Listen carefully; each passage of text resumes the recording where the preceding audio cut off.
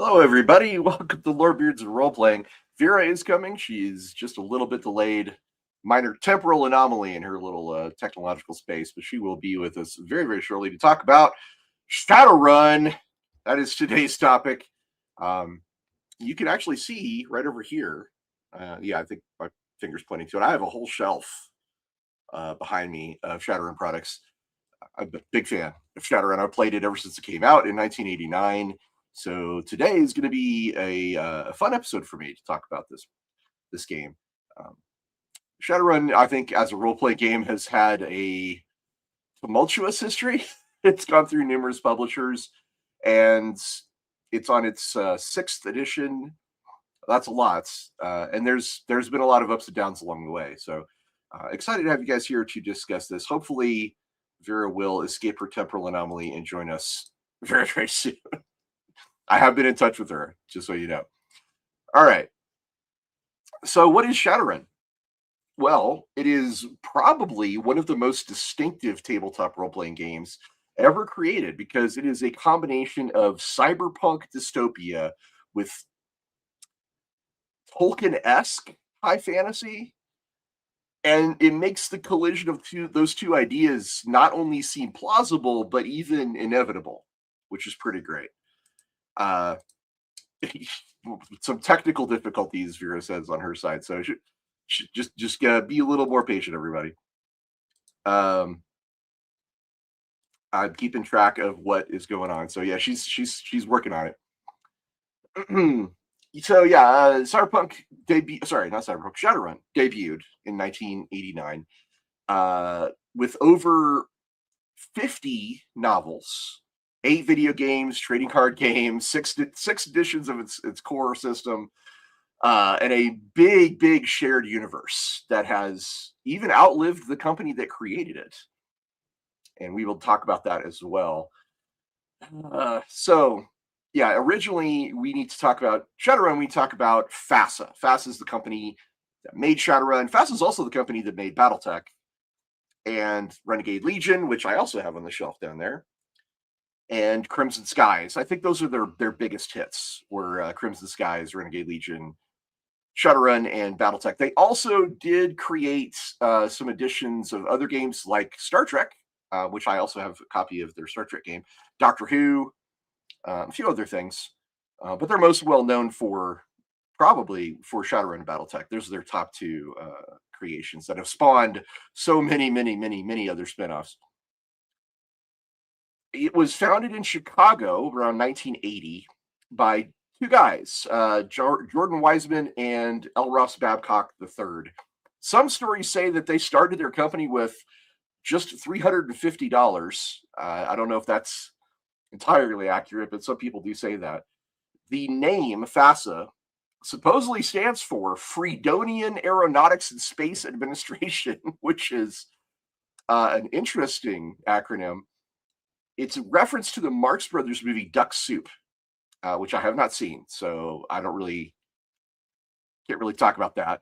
I don't know what that means, but it's definitely some sort of playful, self-aware reference. It kind of gives you an idea of what their studio was like when they were building this.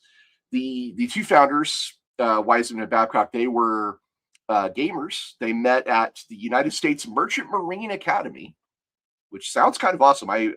I kind of want to know like what the Merchant Marine Academy is like. Got to be honest. And they started out publishing supplements for Traveler, which is kind of fun. Actually, a lot of game companies get started to produce product for a different game line before establish themselves before they can kind of create their own settings and their own game systems and things like that. So, hey, we got a super chat right here from Syndicalist Wallower. Appreciate you, sir. My first tabletop role-playing game, Shadowrun 5th edition when I was 15. Wow, God. Wow. DM'd by my physics teacher. Shades, leaning black trench coat, taught us interesting info regarding crime. There is a school of thought that Shadowrun is essentially a crime simulator in a lot of ways. I know for a fact that when I was playing it back in 3rd and 4th edition, a lot of our sessions, if anyone had recorded them and sent them to law enforcement, would have gotten us into some serious there would be questions asked, because a lot of these games are about heists and break-ins and occasionally assassinations and things like that. I have heard the current lead developer, Jason Hardy, has described it as a game where you get paid to shoot people in the face for money. One of the things I love about Shadowrun more than most is the fact that it's got a really, really strong core activity. If you've been with our show for a while, you may have heard me say core activity before. This is a term coined by Robin Laws, I believe, and it basically breaks down to the question, well, who are we, what are we doing, and why in a role-playing game. Famously, several games do not do this well. Dungeons & Dragons still kind of struggles with it to a degree, which is the most common form of role-playing in Dungeons & Dragons. You all meet in a tavern and an old man in the corner offers you a quest. Rifts also struggled with this famously. But Shadowrun had a very, very strong core activity. You are a bunch of professional mercenaries willing to do crimes. You take jobs to usually for and against mega corporations in the distant cyberpunk future at the time of 2050. And then despite all the social and security issues that you come up against, like, can you talk your way into the server room? Can you defeat the security guards that respond to the alarm? Various other things. Hey, we've got Vera. Let's add Vera into this mess. Hi, hello. I have a slightly buggy setup right now. Forgiveness. I'm traveling at the moment and have been doing some troubleshooting the last little while. So, hi. I explained to everyone you were trapped in a temporal anomaly and we're having some issues fixing it. These are the challenges of decking. So, hey. Hey. Welcome, everybody. Hi. Good to see you, Vera. I'm glad you made it. Likewise, yeah. I was just catching people up on what the basics, what Shadowrun is, and things like that. We have a super chat here if you'd like to read it. Syndicus Waller says, definitely not calculating how many drugs can fit in a bag. Yeah, we were talking about RPG math, nice. We were talking about Shadowrun is in a lot of ways basically a crime simulator. Yeah, I would say so. It certainly allows you to do some ambitious crimes, some ambitious criminal activity. Cyberpunk does as well. Like, this is sort of a trope of these far future RPGs, but Shadowrun is very gritty, very street based, right? Well, it can be. Famously, there is a what they call the Shadowrun spectrum. I don't know if you've heard about this before. And the spectrum ranges from, on the one end, it's called mirror shades.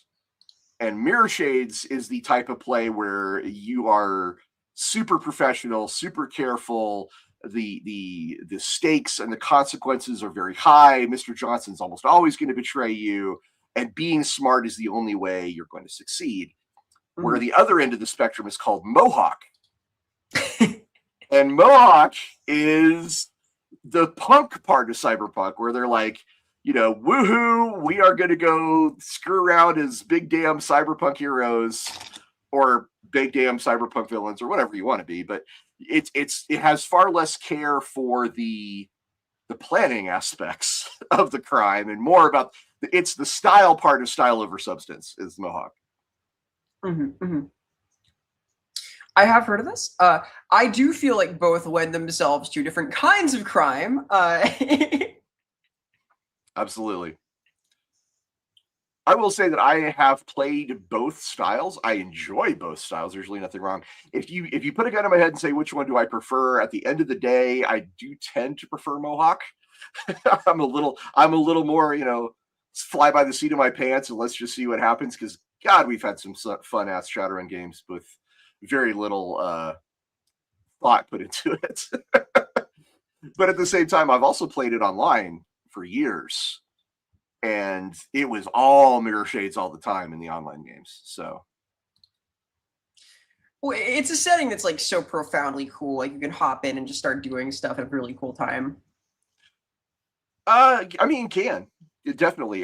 Like I said, I remember one of the most formative years I had was, or I just got out of the army in 1999. I was playing around with my buddies in our apartment. We were playing Shadowrun. This is actually when I got introduced to 40k. Strangely enough, but we were playing Shadowrun, and the way we would play Shadowrun is the guy who was GMing the game. He didn't really. I don't feel like he knew what the hell he was doing, and he was just kind of like, "What do you guys want to do?" And I was like, "Well, I guess we're just kind of sitting around in our apartment, right?" And he's like, "Yeah." So I look at the other guy in the group, and I'm like, "Hey, do you want to go do a heist?" He's like, "Sure." So I look at the game master. I'm like, "Okay, so we look for a place we can do a heist." It was very seat of the pants, right? Very seat of the pants.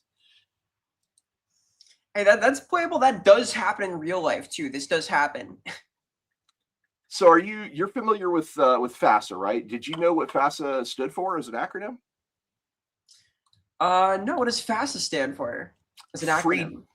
Freedonian Aeronautics and Space Administration. It's a reference to a old movie, Marx Brothers Duck Soup. Strong. Whatever, man. I don't know. Jordan Wiseman, of course, is a guy. He's a visionary dude. He did a lot of stuff, and I have a lot of respect for Wiseman. He created a whole bunch of gaming material. Founded WizKids, among other studios like Harebrained Schemes. Mm-hmm. But the design team for Shadowrun, though, is actually 3 different guys. Oh, WizKids make MechWarrior, right? Well, they were involved with it. Wiseman has been involved with MechWarrior and BattleTech in different capacities because it was the properties that they created, like BattleTech Shadowrun, have been sold numerous times to other publishers. I think Microsoft bought BattleTech or MechWarrior, I should say, a while back. Well, Microsoft has the rights to, I believe, Shadowrun also. So maybe last I heard, it was Topps, the card game company, that had it. Well, I mean the digital rights. Right, digital. Yeah. These Shadowrun as a game has gone through many hands. We're going to talk about that today. But the original design team is a guy called Bob Charette or Robert Charette, Paul Hume, and Tom Dowd. And these guys were game designers who had worked at a company that a lot of us probably have heard of, Fantasy Games Unlimited. I should say a lot of us. Men of a certain age remember Fantasy Games Unlimited, FGU. And they left that. That was a company where they made games like Bushido and Aftermath and Daredevils. And they moved on from there to join FASA back in '89. And these wide variety of genres that they worked on had given them the idea that the setting is just a decoration, but the system, the rules must answer to the world that you represent. They were some of the pioneers of the game designer John Wick, not the killer John Wick. The game designer John Wick would say is, rules serve story, and settings serve story, and rules and setting both must serve the story. This is kind of an early move towards that. Bob Charette, he was what you call a multidisciplinary creator or a Renaissance man in a lot of ways. Bob is kind of amazing. First of all, great author. His BattleTech novels are awesome. He was an illustrator. He was a sculptor. He was a miniature maker, a novelist, and a game designer. That's a lot. And then you've got Tom Dowd, who was a developer and then later a line editor. He was kind of the organizer, and then Paul Hume did a lot of the actual rigorous mechanical thinking. Then Wiseman was kind of, the overseer in charge at the very, very top. But the original ideas, according to Wiseman, was that he, of course, back in '89, cyberpunk was kind of a new thing. It was on the cutting edge of pop culture. Right. You had Blade Runner. You had stuff like Bubblegum Crisis, if you were an anime fan. Akira, right? Akira as well. There were a lot of big pop culture things that were leading us towards looking at a cyberpunk type future. Yeah, this was like the wave like 5 years after Neuromancer, which of course was huge and won every award and just started to send waves through the entirety of fiction. So the foundational premise of Shadowrun was a bleak cyberpunk outlook with nature's last stand through the introduction of magic. At least that's how Wiseman describes it, but I think it got filtered down through the other three creators, Durrett and Dowd and Hume, that it got into more of a Gibson-esque, rain-soaked corporate dystopia with adding in elves and trolls and dragons and shamanic magic. One of the interesting things about the setting that Shadowrun decided to dive into is they dove into a massive resurgence of Native Americans in the United States, or I should say in the North American continent, which was pretty unique at the time. Might even still be pretty unique. Yeah, like they were defined as a political power, right? Like in the West Coast, kind of. Yeah. In the lore of Shadowrun, there was a major event called the Great Ghost Dance, and through this, the First Nations, the Native American tribes, attained a lot of political power, and America balkanized into many different countries, and the Native Americans were like, okay, we're taking these parts of the world. And of course, the core setting for Shadowrun is in Seattle, Pacific Northwest, which is where you have a lot of really fun, magical / mythical creatures and stories and legends and tales and traditions, as well as Native American tribes. And you can see this even in the symbol for Shadowrun is a very Pacific Northwest Native American totemic type symbol. Yeah, growing up, my mom, like she's from Manitoba, and there were a lot of local tribes that had that kind of style to things they would craft. So I saw like symbology much like this. One of the things that makes Shadowrun work so well is that taking these two genres and smashing them together, they don't really compete. And one is not like just decorating the other. They both exist. They did a lot of work to kind of make both of these genres flow together. This is the chocolate and peanut butter formation of Reese's Pieces, you know. It just works. And magic does not make technology obsolete. Technology does not trivialize magic. They kind of pull against each other with some of the mechanics. There's a thing called essence that is part of a player character, and getting cyberware costs you essence. And the more cyberware you have, the less magic you can use. That's essentially how that works. Well, something I often say is that there's, in some ways, very little difference between a fantasy and sci-fi setting, and I think that Shadowrun is a great example of how this can be the case. It handles its various fantasy races quite well. I think even like the monstrosity from like the vampire virus is brought forward in a way that sort of suits the setting and makes it kind of cohesive narratively. What's like they use a lot of acronyms in Shadowrun, not just FASA, the developers, but like different game concepts or all fancy cyberpunk acronyms. So right, system identification number, or SIN, and you could be a sinner or sinless. Shadowrunners are typically sinless in that they don't have a system identification number and are somewhat outside of the system.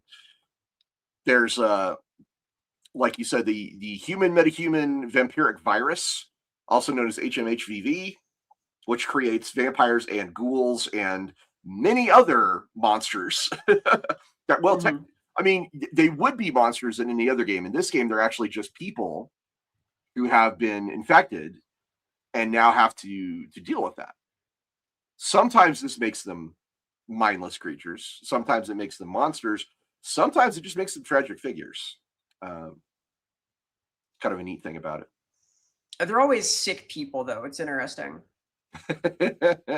Well, I mean, arguably all role players are sick a little bit, but wow, so relatable. What can I say? Okay, so Shadowrun's mechanics are built around D6s. They're built around 6-sided dice. This was an intentional decision that Tom Dowd described as a marketing choice because they're universally available. D6s are everywhere. You can just go find them. Instead of the polyhedrons, which in 1989, those were the most common dice you would use for a role-playing game. D12s, D10s, D8s, D20s, right? Mm-hmm. The world that they created, the 2050 setting, that was their original launch, it was 2050. It was pretty dense, remarkably dense. They had a lot of really cool named mega corporations. They had a lot of really cool named NPCs. They established a very strong vision of what the setting of Shadowrun looked like. And I can tell you the artwork was great. The presentation of how everything worked was really great. It just felt very natural as a place to go play around in. The internet is called the Matrix. People who hack the internet are called deckers. There's the shamanic tradition of magic and the hermetic traditions of magic. There's so many. By the way, this would eventually become like 800 different definitions of how magic worked. But in the very first edition, it was kind of 2. And they had just all kinds of cool lore bits, like dragons who owned technology or corporations. Like Seder Krupp, the German corporation, is owned and run by a dragon called Lofweir, which I remember thinking, okay, that makes a certain amount of sense, right? Like a dragon would be a character who would want a lot of control, and they have a lot of wealth, so this makes a perfect CEO. Yeah, I'm a big fan of megacorps being run by dragons. I think it's a great use of them in the setting. Necromancer Kobold says, time to give respect to the Big D, a streamer and a massive weeb for Lincoln and the oldest and second largest president. This is a reference to Dunkelzahn, who is a dragon in the setting, who did run for and win the presidency of one of the successor states to the United States called the United Confederate and American, or United Canadian American States, UCAS. Because America, like the north part of America and Canada had a little bit of a marriage. Anyway, Dunkelzahn did run for and win presidency and then died like almost immediately, which is kind of a funny note. Well, no, the Big D was a user of the Shadowrun forums, which were a hilarious, like, in-universe conceit that I think has sort of dated past the far future now. Like, we're no longer in a bulletin board era. That was very futuristic in the 80s. It was one of the best things about the books is you could just read a book like you'd read a normal setting, but the little comments that would be posted from various, people on the Matrix was a lot of fun. And actually there was kind of a meta plot hidden in who these people were and why they were commenting. And you would learn that some of the biggest names in the setting were actually just basically messing around on a forum. Imagine if the comment section in a video was being commented on by literally every world leader as these things are going by. We have Marius Lightthorpe in here. This is the part of the video where I say that super chats are the absolute best way to keep this show going and support the hosts. We do appreciate it because every super chat directly impacts us, and we're very grateful to everyone who chooses to support us this way. So thank you for the super chat, sir. Thank you so much. Do you have anything you'd like to say about first edition Shadowrun specifically, or? Just that it was part of this wave of like cyberpunk media. It was a different vision of what that could mean. Although it was again like filtered into the Blade Runner aesthetic gradually.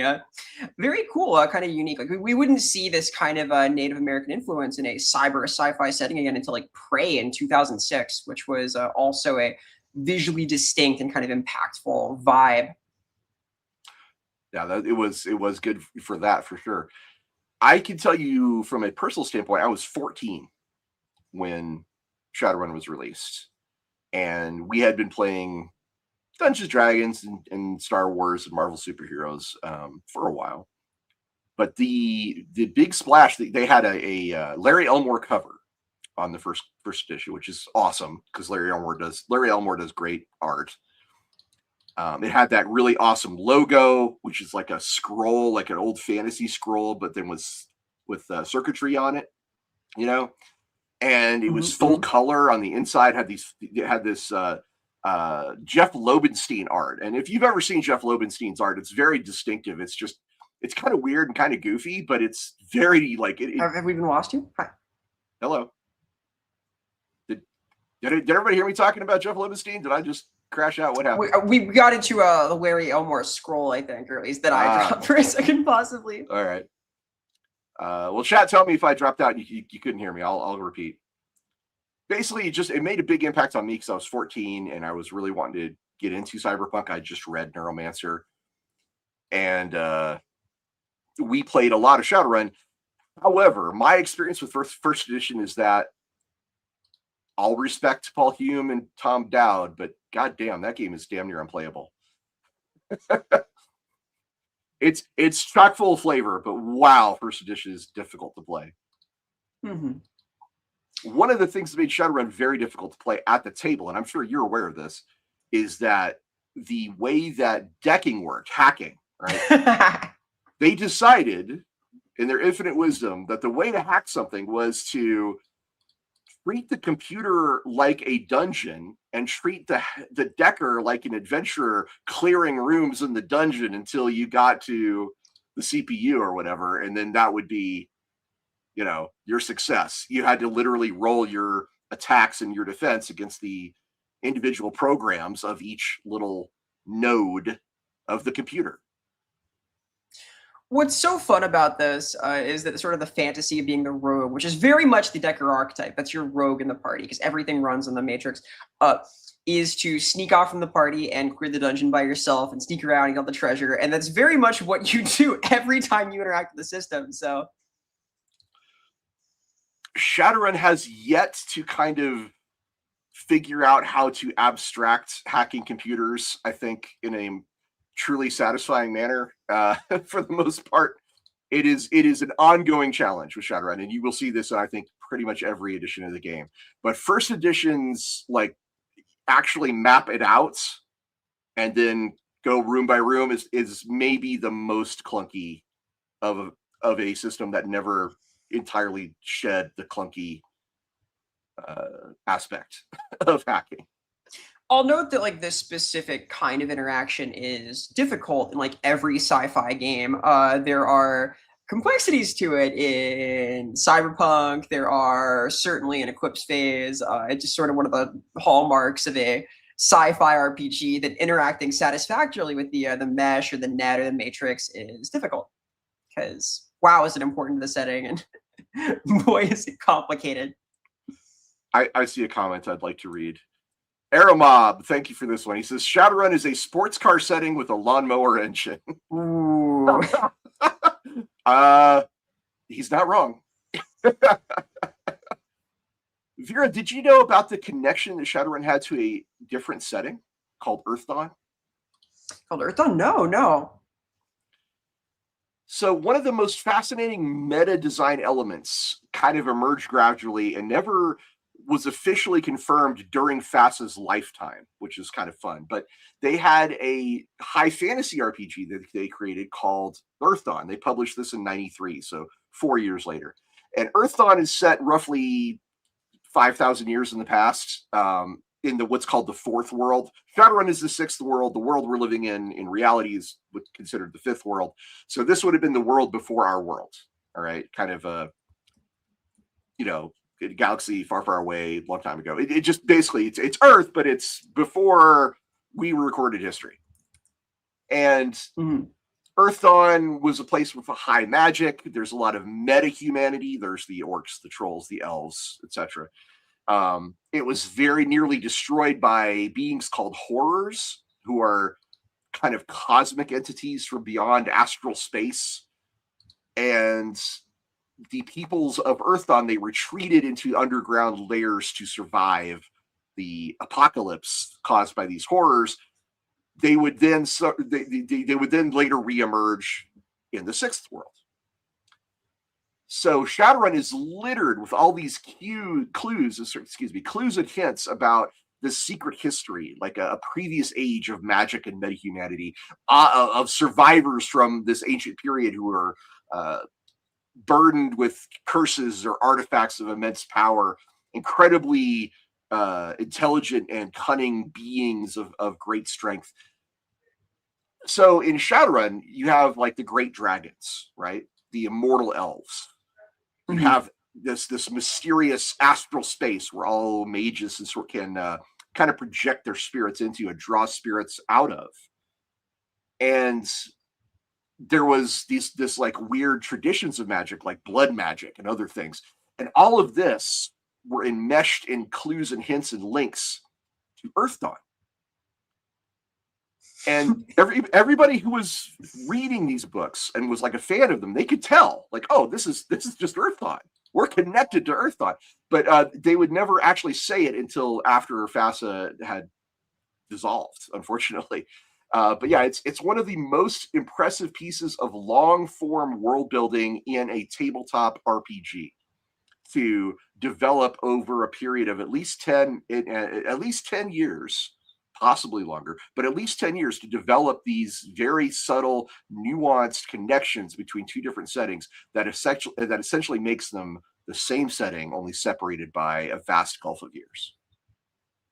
Pretty cool stuff. And the world building is generally pretty ambitious. Like, you see hallmarks of that BBS setting to flesh out the personality of the world and the vibe of how Shadowrunning worked in specifically Eclipse Phase. Like, it's carried on in this kind of sci-fi setting. I am excited to talk about Eclipse Phase. I actually reached out today to Posthuman Studios, seeing if anybody wants to come talk to us about it. Because yeah, I'm a fan, and I know you're a fan, and Eclipse Phase is going to be a fun episode because there's a lot to talk about there. Yes. Short version, I think they had some of the best marketing ever. The back of the book blurb on Eclipse Phase. God, I wish I'd written that. It's amazing. Okay, so back to Shadowrun. Vera, I've been yakking for a while. Like, what would you like to say? I'd like to say that I think that Shadowrun remains like pretty darn well iconic. Like, it has some of the better known non-D&D tabletop RPG video games. It has really got its own unique position. It's sort of the only one of these settings to really incorporate the high fantasy vibe and try and mingle them. I think it does this quite well. Like, I think that Eclipse Phases, that Shadowrun's dragons have kind of paved the way for arguably like a lot of modern depictions of dragons, like how we see them in modern fantasy as a whole. Like, they were the first real angle on this, I think, this idea that dragons would hoard corporations and stock portfolios and dispense their wisdom online. Oh, like I said, the chatter, the little forum posts inside the books were just amazing. And frankly, I think there's people that have gone through and have been able to identify like every single poster. They can figure them out over a long enough period of time, like, oh, that's actually the ruler of this nation, and that's actually this dragon, and that's actually this great spirit, or something like that. Everybody was talking in the little forum posts and adding little fun bits of context or making you reconsider like what you'd been told. It was really, really neat. Well, it was influential. Like, that style has made it into a lot of role-playing game books in the modern era. Like, just outside of modern or future fantasy, even, it's become like we did this in one of the monster guides in 4th edition fantasy, right? For Warhammer, there were like little side notes by the crew. Obviously, you knew who that was, but it's become a kind of enduring thing because it's so effective. Yeah, I stole some of that too for a lot of things I worked on in afterwards. Here's a super chat, one that I think you should read. Hey, Cobalt, thank you so much. How do y'all rank Shadowrun among urban fantasy settings? Also, if you had lizard kobolds as PCs to be a servant of the Big D, bless his heart. You can help with a BBS posting. I'm sure that's delegated. Transcribe this note. Among urban fantasy settings, I think to like World of Darkness. Would you say that Shadowrun is like it's effectively urban fantasy? It's like it's a gritty kind of cyberpunk urban fantasy, but it's very urban. Oh, it's extremely urban. It's in Seattle, so the core setting is in a major metropolitan area, and there's source books that kind of break Seattle up into different regions, and each region kind of has its own little flavor. Like there's the Redmond Barrens, there's the downtown regions, there's Bellevue. There's each. You could actually like talk about Seattle in Shadowrun like Waterdeep and talk about different districts of the city, right? They did a good job of kind of establishing the flavor and tone of what you'd expect in Seattle. And I would argue that probably 90% of all Shadowruns take place there. That sounds right. Yeah, World of Darkness is an urban fantasy setting for role-playing games. There's the Dresden Files. There's the City of Mist, Urban Shadows kind of thing. There's like American Gods if you want to go outside the tabletop realm. Arguably East Texas University or stuff like Buffy the Vampire Slayer fit into that. So for me, I think Shadowrun has possibly the best tabletop role-playing game urban fantasy setting. Like one of the earlier commenters said, it's a sports car setting. It's really, really good. However, go ahead. No, go ahead. I think I prefer it to World of Darkness. It's just so cool. I do. I would argue that I definitely prefer it to World of Darkness. The however I was about to say is that they did advance the timeline over the different editions, and some of the editions of the game feel like they're set in a completely different setting than what you had been in before. Possibly the biggest jump was between 3rd and 4th edition, which we will talk about why and how that got there. I want to say that kobolds were a playable species, Necromancer. In the Comet book, they had a whole bunch of different types of metahumans, and I think possibly also gnolls. I don't know. That was a book I do not own, so I couldn't tell you for sure, but I think so. What was and wasn't playable changed a few times, right? Like there were editions like some of the virus folks were playable, and then no longer. Yeah, I famously I really liked it when they were allowed pixies in 4th edition. I have a very my favorite Shadowrun character is in fact a pixie. He's 18 inches tall with trouble. All right, so 2nd edition comes around in 1992. This is set in 2053, so it moves the timeline ahead just a few years. They refined the core rules. They greatly expanded options for both hacking and combat and rigging. Rigging we're going to get into a little bit later as well, because this is plugging yourself into the car and driving the car with your mind. You know, rigging. That's how basically what that works.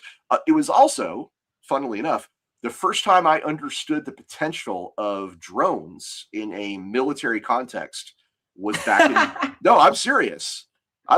They were way ahead of the game in educating people about what drones were and what they were capable of back in the early 90s. By the time I graduated high school, I understood, that drones could be exceptionally dangerous and deadly in a combat environment, thanks to Shadowrun, because that's what if riggers are not driving a car, they're driving a drone with their mind. The 2nd edition, it kind of consolidates the game's identity more, I think, than 1st edition did, and it had a really major mega adventure that people really loved, which was called Bug City, and it was built on a product called the Universal Brotherhood, and those are some of the most well-loved adventures in the setting, because they introduce the idea of insect spirits and shamans, and these were very Lovecraftian Cronenberg body horror style monsters, and it was so well written. There's a creator, I can't remember his name, but he was just amazing at writing this stuff, and he did the Universal Brotherhood. I'll have to look it up in a minute. No, Nigel Finlay, that was the guy's name. Nigel Finlay. There we go. hey, what do you know? I can remember stuff. Wow, cool.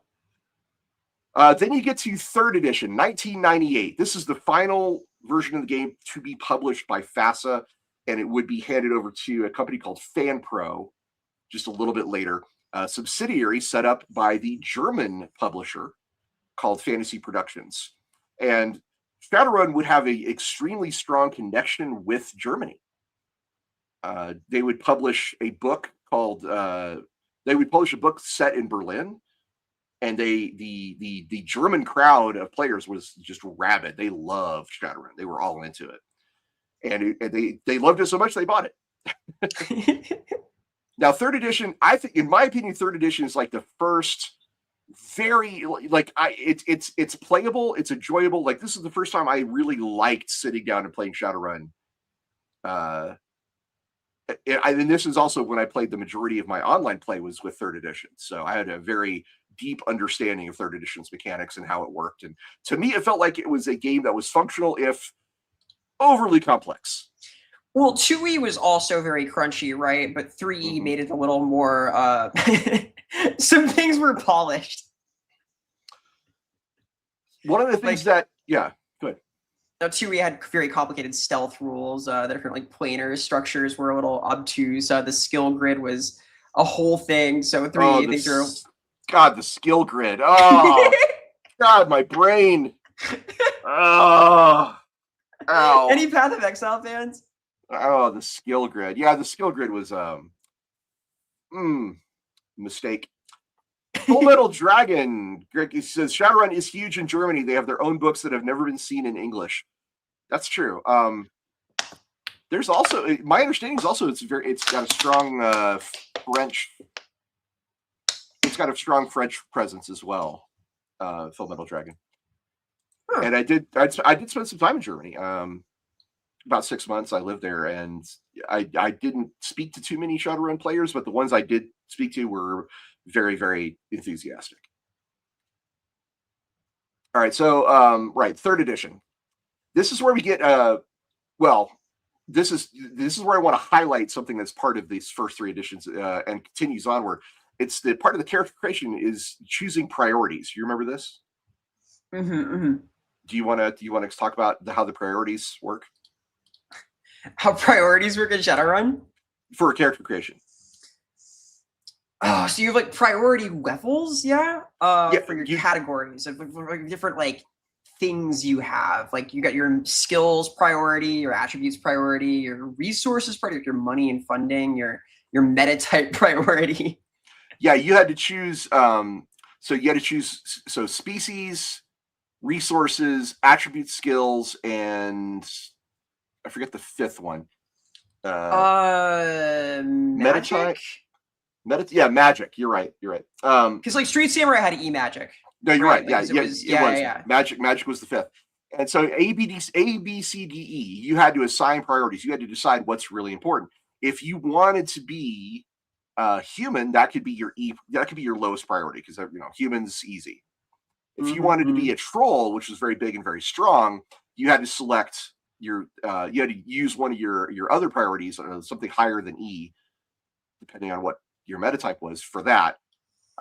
If you wanted to be a cyber guy or a rigger or a decker, you probably wanted money as your number 1, as your A, because those things are all ridiculously expensive. But if you wanted to be a wizard, if you wanted to cast spells, that had to be your A. Although later on you could choose a B priority for things like physical depths or sorcerers. Yeah, and I've never seen this done elsewhere. Like the way that you can kind of build your own class out, because there were examples, obviously, like your base career paths, I guess, your archetypes had their own priority list. You could tweak these, you could subvert them and alter them to make things a little more you, which is pretty cool. So FASA as a corporation went away in 2001. It was very unexpected. Nobody saw it coming. And basically, although this is all very much hearsay, and we'd have to have Jordan Wiseman on to tell us for sure. But what people say is that Wiseman and his father were very tired. They were just kind of worn out, and they didn't think that gaming on tabletops with pencils and paper was not going to last. And so they closed the company and decided to go do something else. They created a thing called WizKids, and then licensed Shadowrun to this company that I talked about before, FanPro. So WizKids was the license holder, but FanPro was the one creating the books and making the Shadowrun go. And this brings us to 2005 and the brand new hotness of the era. God, that's 21 years ago. 4th edition's old enough to drink. What even is time? Inexorable. Yeah. 4th edition is FanPro's version, and this, I should point out, is probably my favorite edition of the game to play. The setting changed a great deal. I would say my favorite setting is 3rd edition, but 4th edition is my favorite rule set. It was set in 2070, so now we've moved the timeline ahead from 2053 to... Sorry, no, that's not true. Okay, so 2nd edition was 2053, 3rd edition was 2060, and 4th edition is 2070. So we've advanced the timeline now 10 years since the previous edition. This is the most significant mechanical overhaul the game has ever had. They changed everything. They simplified a lot of stuff. They streamlined a lot of stuff.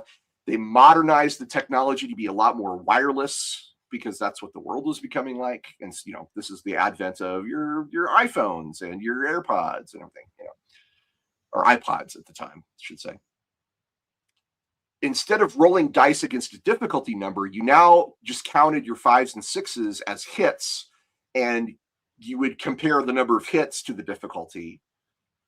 So this did encourage huge handfuls of dice. I was able to make a starting character in 4th edition who had 26 dice in the skill, which is an awful lot of fucking dice. But I'll be honest, I love rolling huge handfuls of dice. That may just be me. I realize it's probably not for everyone, but I really like it. Gotta be honest. It's fun to drop a big handful of D6s.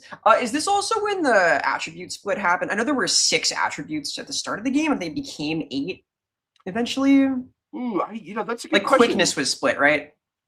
I think so. That sounds right. I did not. I'd have to get my books out to check. there was revision happening, is the point. Things were altered. I mean, this is a whole person ago timeline. I saw it. I don't know, man. I forgot. I'll be honest. I just forgot. This is where we introduced the edge mechanic. So edge is a new attribute for 4th edition. And this is your player resource. This is your bennies. This is your force points. This is your hero points. You can spend edge to influence important moments. It's a mechanical representation of luck and narrative importance. And shockingly, there's a very good build you can do that is just you lean into edge and just make the luckiest Shadowrunner of all time. He's not especially skillful, but he sure is lucky. Luck is a skill. It can also be a superpower. Screw you, Deadpool. It is a superpower.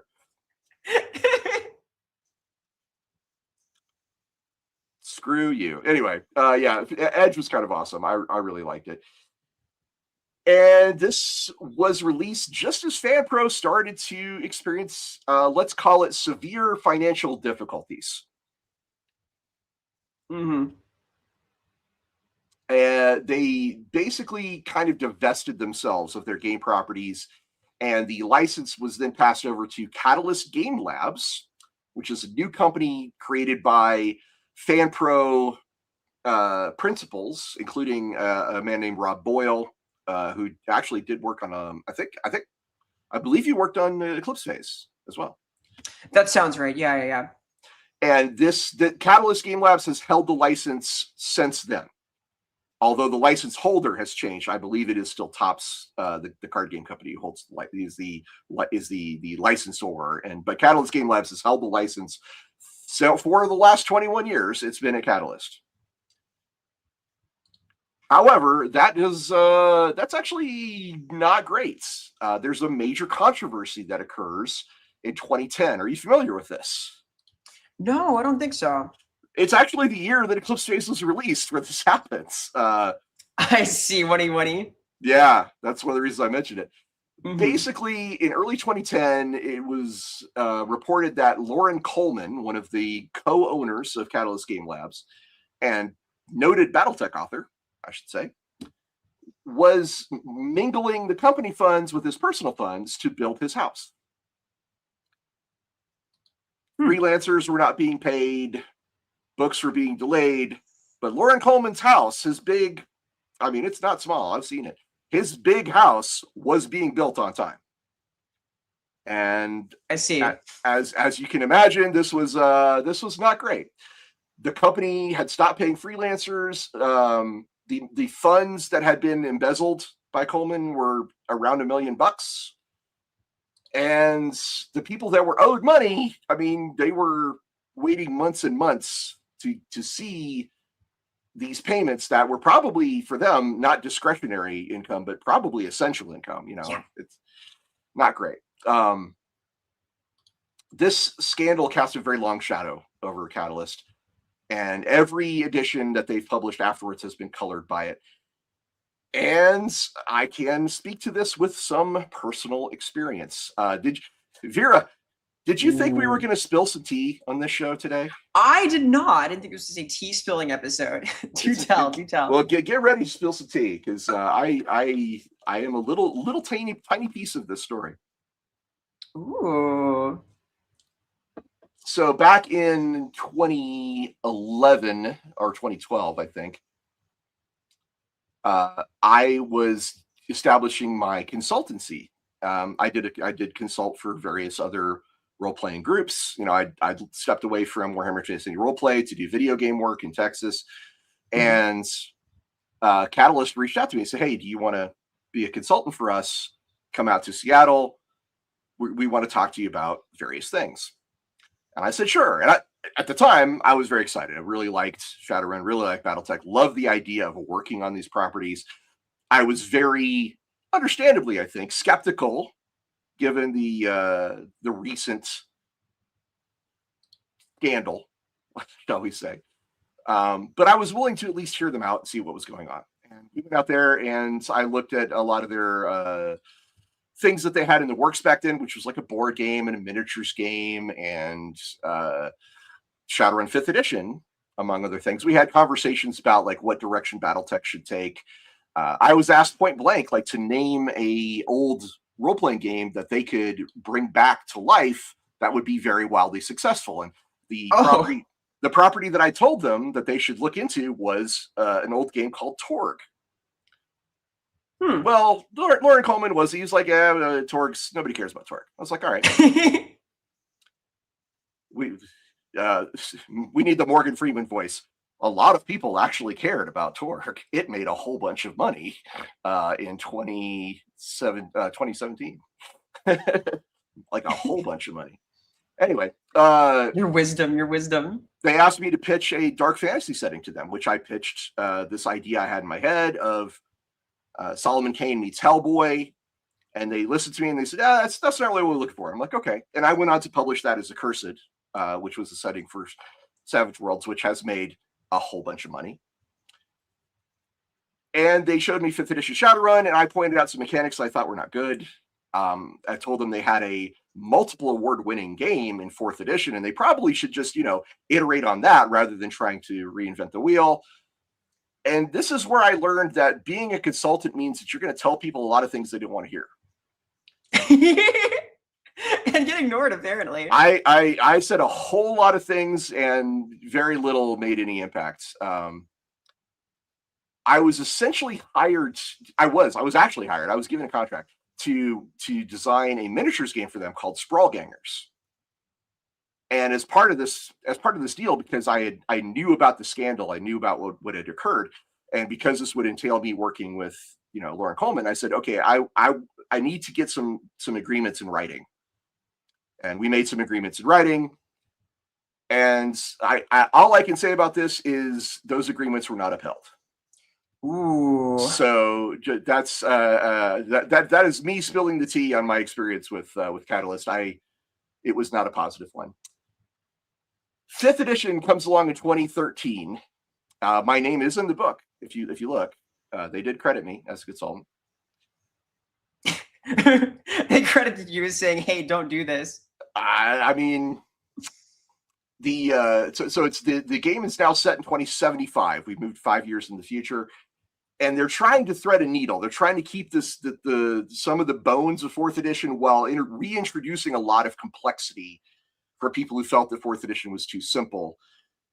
And the biggest new mechanic is a thing called limits. Now, limits is basically it's a way to say you can only get so many successes on a roll. No matter how many dice you're rolling, you're only allowed this many successes. Okay. Mm-hmm. Vera, do I have your permission to just go off for a minute? You don't like limits, do you? This is one of my least favorite. This is possibly my least favorite mechanic I've ever encountered. So you would have a formula like strength times 2 plus body plus reaction divided by 3, and that's your physical limit. That's the number of dice that counts no matter how many dice you roll. Mm-hmm. So it's trying to push people. I think the goal was to push people toward, rounding out your character rather than hyper focusing on exactly what you wanted to do, which admittedly was something that happened a lot in fourth edition. But oh my God. So some of the limits were in gear. Like you could have Street Samurai, just like your title there, right? Street Samurai. You could have Agility 6. You could have Pistol 6. You could have a Smart Link and a bunch of bonuses. You could roll 15 dice for your attack. But because your gun has an accuracy limit of 5, you're only ever going to get 5 max. Which means that the gun is more important than the shooter. And I hate the way that impacts the feeling of your competency as a person, as a professional, right? You could have vehicles had handling. Handling was the limit on your vehicle. You could have a guy with 8 dice as a driver, and he gets into a handling 2 car, and the most he's ever going to get out of that car is 2. It just made it where it felt like you were being punished for being competent, for being good at things. And it made high skill, low attribute builds nonsensical. Okay. So you want to build, I like face characters. I like face characters. So they have a social limit, which is your charisma plus your willpower plus your essence, which meant that the more cyberware you had, the less good you were at talking to people. When you consider that some cyberware is cosmetic, right? It's good for making you look good. How the hell does that make any sense? Like, I did not understand it. Other than being weird mechanically, there's something about this that runs contrary to the spirit, I would say, of what is kind of a power fantasy setting, right? Because the idea is that you're playing this magical, cybernetically enhanced creature in this, especially in a Mohawk game, right? You're running around doing crazy woohoo things, and being unable to pull off really crazy stunts feels like it runs contrary to this. I don't know. There's something about it that just rubs me the wrong way. I felt so strongly about this mechanic that I drove 4 hours from Austin to Dallas to have a face-to-face conversation with Randall Bills, who is one of the other head guys at Catalyst. And I told him in that meeting that I had driven 4 hours to talk to him about it because I felt that much like it's a bad idea. And I was told we will take that into consideration. I was like, okay. God. And that was that. But anyway, 5th edition continues to be the widest, most played version of the game. Based on what my research today indicates, that the more people are playing 5th edition than any other edition of the game at the moment. That is gained from stuff like Roll20 and other VTT sites, places like the Shadowrun Reddit groups, etc. So take that with a grain of salt. But according to my internet research, this is not me asking my cousin on Facebook. I did check into it, but it seems like the majority of people are playing 5th edition of all the different editions. Well, it is the most recent. And then we get to 6th edition, which is the brand new edition. Well, brand new. It's 7 years old. What even is time? 2019. Wait. I didn't know there was a 6th edition Shadowrun. 6th edition Shadowrun comes out in 2019. It moves the setting ahead to 2080. I missed this. Hang on. Did you miss it, though? Because the least popular edition of the game, according, again, to the internet, is 6th edition. I see. Okay. And I can talk about why. So they reworked the edge mechanic. They had some very well documented layout and editing problems, like tables with formatting errors, very unclear rule references, organizational confusion that made this edition extremely difficult to access. The hardcover of the core book had such basic quality control issues that it was seen as a massive indication of dysfunction within Catalyst Game Labs. There are numerous erratas and follow-up releases to address all of these issues, but part of the reason why people have stayed with 5th edition is because they didn't want to switch to 6th. It has generated and sustained the most negative community reaction of any Shadowrun edition, and that's big because 4th edition was a big one as well. Did I memory hole this? Like, I haven't like really played Shadowrun in a while. Like, it's been since before then. I'll tell you that. So the criticism of 6th edition is that the core rulebook blurs the line between fluff and crunch. It's very unclear what text is color text and what is actual rules. Again, poor editing, key information that is missing or hard to find. And this actually hit me like when I did Wrath of Glory, the first book published for Wrath of Glory had some major rule stuff that was left out. It was a layout error, but there it is. So it's happened to me too. I'm not going to say it doesn't happen to anybody, but it happens to a lot of people, and it's happened to me. By the way, the Cubicle 7 version of Wrath of Glory is the best, like everything's actually there version of Wrath of Glory. But 6th edition Shadowrun has the same issue, and the way they reworked Edge, they turned it into this core tactical economy. So you generate Edge from situational advantages, like being in cover or particular gear or what range you're at from your target, and then you can spend that to get various effects in combat and elsewhere. But in play, it feels kind of unnatural. It's like accruing it and spending it is a lot more complex and slow to resolve, as opposed to previous versions where you're like, I spend Edge and re-roll my misses, right? That was a very simple way to do Edge in 4th edition. Mm-hmm. And Edge in 6th edition is arguably the core mechanic now. How much Edge can you generate? How much can you spend? It also tends to penalize the so-called meat space operators, the non-deckers, the non-riggers, etc. So yeah, and there's a lot more I could get into to criticize 6th edition. I haven't played it. To be very clear, I have not played 6th edition. This is for my research on this is what players are saying about it. So giant grain of salt again. I haven't played it either. I will say that like deckers being kind of prioritized is sort of a thing. Like, you want to give your decker all of the money, basically. That's kind of been a thing for many editions. But your meat space operatives, like you should have your runners out in the world being important to the team, right? Yeah, absolutely. I would like to talk about, if you think this is okay, Vera, I'd like to talk about some of the standout supplements though, because Shadowrun's core editions are interesting, but some of their supplements are both outstanding and awful at the same time. I'm curious with these German-only supplements as well. This is a cool tidbit of lore. Oh yeah, there's German only, and as far as I'm aware, there's actually even well,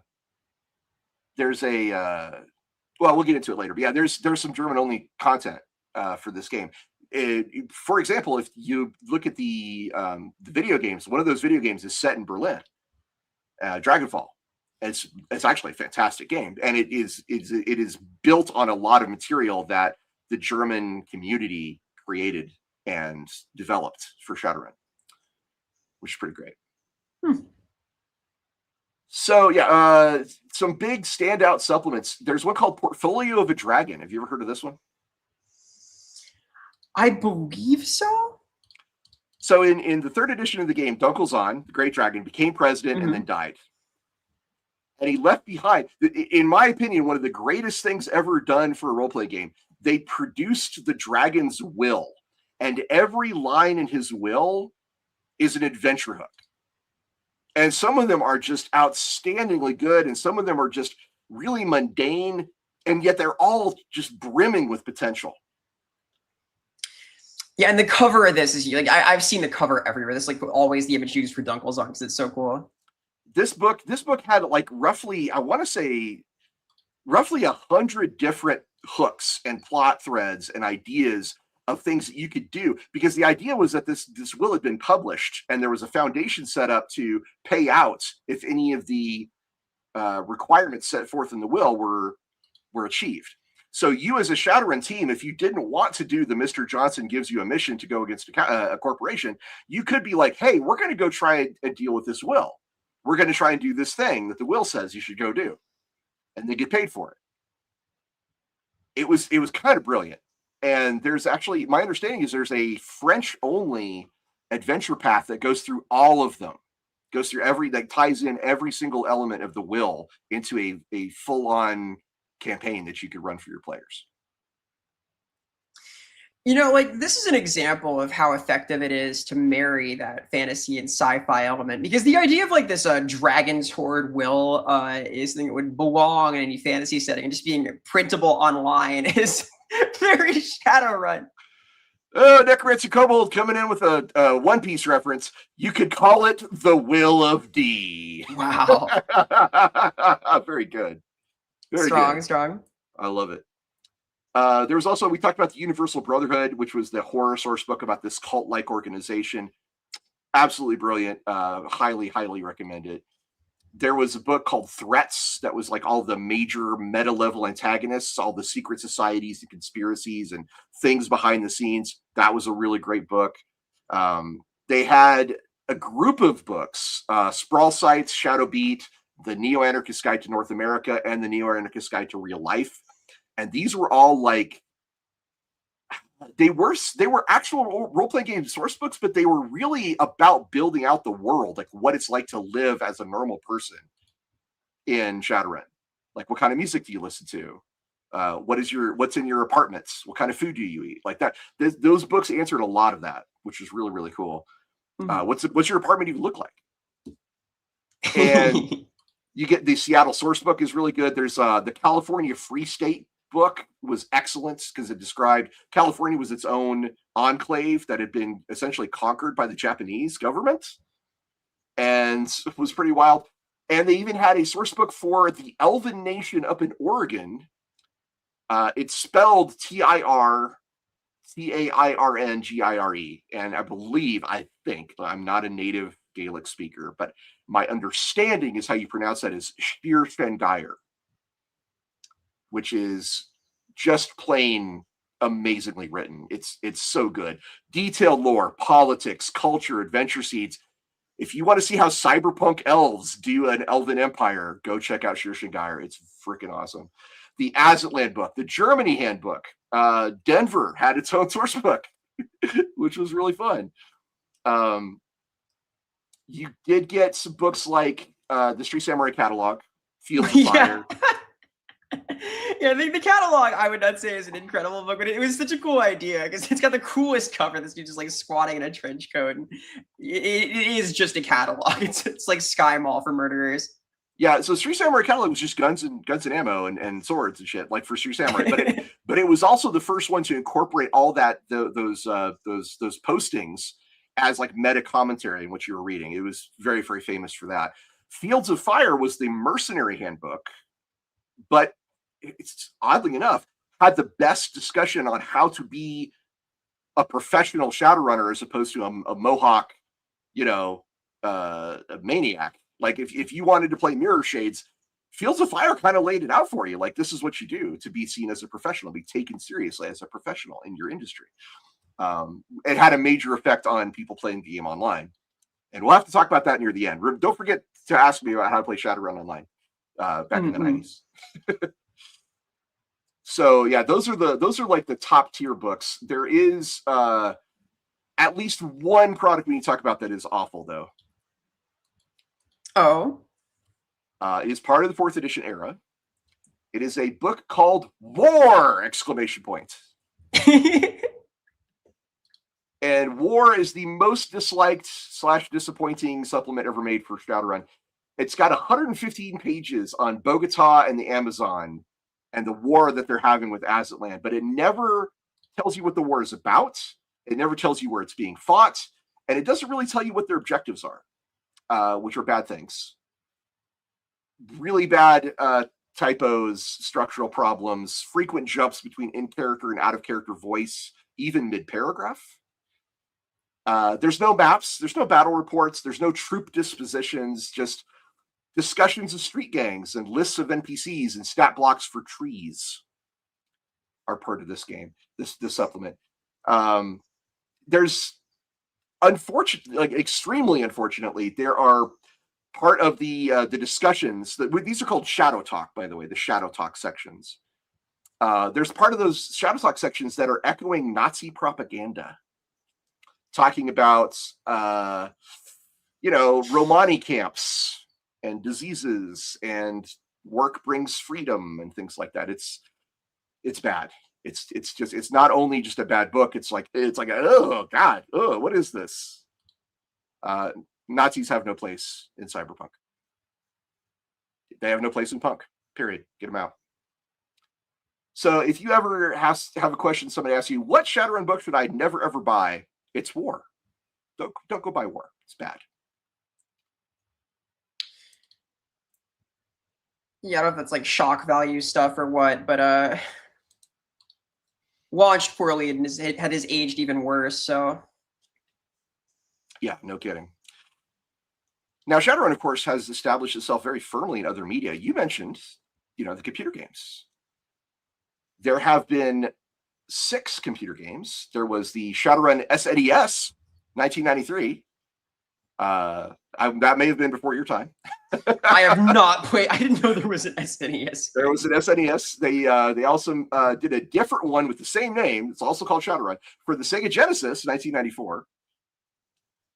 Then they did a Shadowrun, another game just called Shadowrun for the Sega CD in 1995. Then they did a game just called Shadowrun for the Xbox 360 in 2007, and this was a class-based multiplayer FPS. It was not a role-play game. It uses Shadowrun's look, but none of the lore. So it's generally seen as a misuse of the IP by Microsoft. And I'm one of those people that's like, yeah, what are you doing here?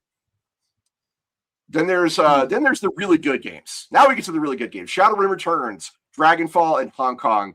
These were published in 2013 to 2015, and these games are very much worth your time. Hong Kong and Dragonfall, especially, are the 2 best of that trilogy. But they're all good. Highly recommend that. Then we get the novels. Dozens of novels starting in 1990, just tons of them. And some of these books are actually really good. Some of them are kind of mid. It's game fiction, so it kind of runs the gamut between trash and excellence. I will say that basically anything written by Robert Charette is particularly good. Nigel Finley wrote some books that are pretty good. Lisa Smedman wrote some really, really good books. And Michael Stackpole, future New York Times bestseller writer, Michael Stackpole, who would eventually go on to write books for Star Wars, amongst other things, wrote some really excellent Shadowrun books. If you are curious about Shadowrun fiction and you'd like to see some really top-tier Shadowrun fiction that is not written by a professional novelist, there's this guy called Shap Kano. Unfortunately, he's dead, but he had a blog where he published this huge list of short stories that are just brimming with awesome Shadowrun content. So go check out Shapcano's blog. I think it's shapcano.blogspot.com. That's where you can find it, or you can just type in Shapcano and Shadowrun stories, and you can probably find a link to it. They're free. You can just go read them all online. They're excellent. Go have fun. I'll note that Shred also wrote some of the best Mech Warrior / Battletech books. Okay, that's where he shined the most. They're really good. His Shadowrun is good. His Battletech is freaking excellent. It's so cool. Yeah, absolutely. I agree with that. I didn't know you were a Battletech enjoyer, Vera. Yeah, no, we have there's a little enclave. Like right now, my whole tabletop group is playing like Mech Warrior 5, like persistent campaigns, which I'm not involved in because I'm too busy, but I've been enjoying the run reports, what they brought home, so. I must know everything about your obsession with Battletech. I issue you a patrol to see if you can defend yourself against my questions. That we will have to talk about it on another show. I would love to, yeah. I am a recent convert. I like it a lot, though. Half my con. Yeah. Good times. Lich Lord Tears. What's your bid, Ross? I have two clusters and a trinary. There was a collectible card game in the early 90s, several podcasts, and you could certainly point to other media, movies like Strange Days or Bright, especially on Netflix, as being heavily influenced by Shadowrun, at least Shadowrun adjacent, I would argue, Bright especially. Bright is a crazy pull. You're not wrong, though. I think that is right on the nose for this. Arguably, kind of things like The Wolf Among Us, like that comic series / video game by Telltale, kind of urban fantasy, but in a very storybook way. Yeah. I think so. I think you're not wrong about that. But Bright could just be Shadowrun. Before I want to do a deeper dive onto the legacy and the setting, but first I want to ask you this: what is your experience like with Shadowrun? Have you played a lot of it? And No. Oh, okay. I played like a little bit as part of my early attempts at RPGing. This is one of several campaigns I had that didn't get very far. Because like this, we played like I think it was like third. It was crunchy. Nobody really knew what was going on, and I couldn't rally the troops for very long. I really fell in love with the setting though. Like I did a lot of reading into it to inform my street samurai ambitions. It's one of those systems I'd like to play more. It's a realm that I really enjoy because I do again say a lot of the time that sci-fi and fantasy marry well. They have a lot of similarity between them. It is something I'm fond of.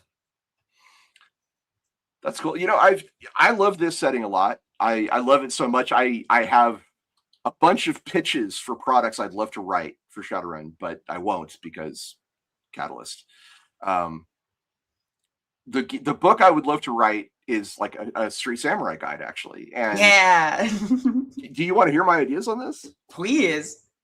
So I always thought that there should be a stronger separation between what a Street Samurai is and what a mercenary with a gun is.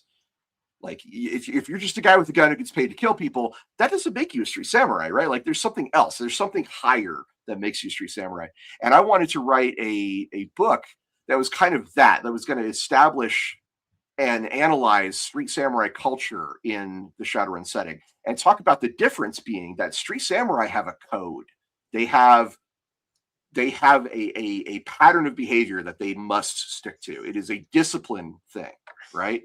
And are you smiling? I don't know. What is it? No, because the thing that I would, so my closest like real like teeth sinking into experience this kind of setting is Eclipse Phase, where I latched on to the idea of Neo Bushido because I had wanted to dive into this exact concept when I played a little bit of Shadowrun. So I am fascinated by this. Yeah, that's one of the books I'd like to run. I had a whole series of adventures I called Mohawks that were embracing the wilder side of Shadowrun as a setting. Like my first, the first adventure in the series is titled "All Elves Go to Heaven," for example. And the premise is that an elven mob boss hires you to escort his daughter on an astral quest into the metaplanes. which is as weird as it could possibly get in Shadowrun. But the mob boss is like, hey, here's how it's going to be. See, my daughter's going to pass this test in the astral plane, and you're going to make sure of it. See, huh? Because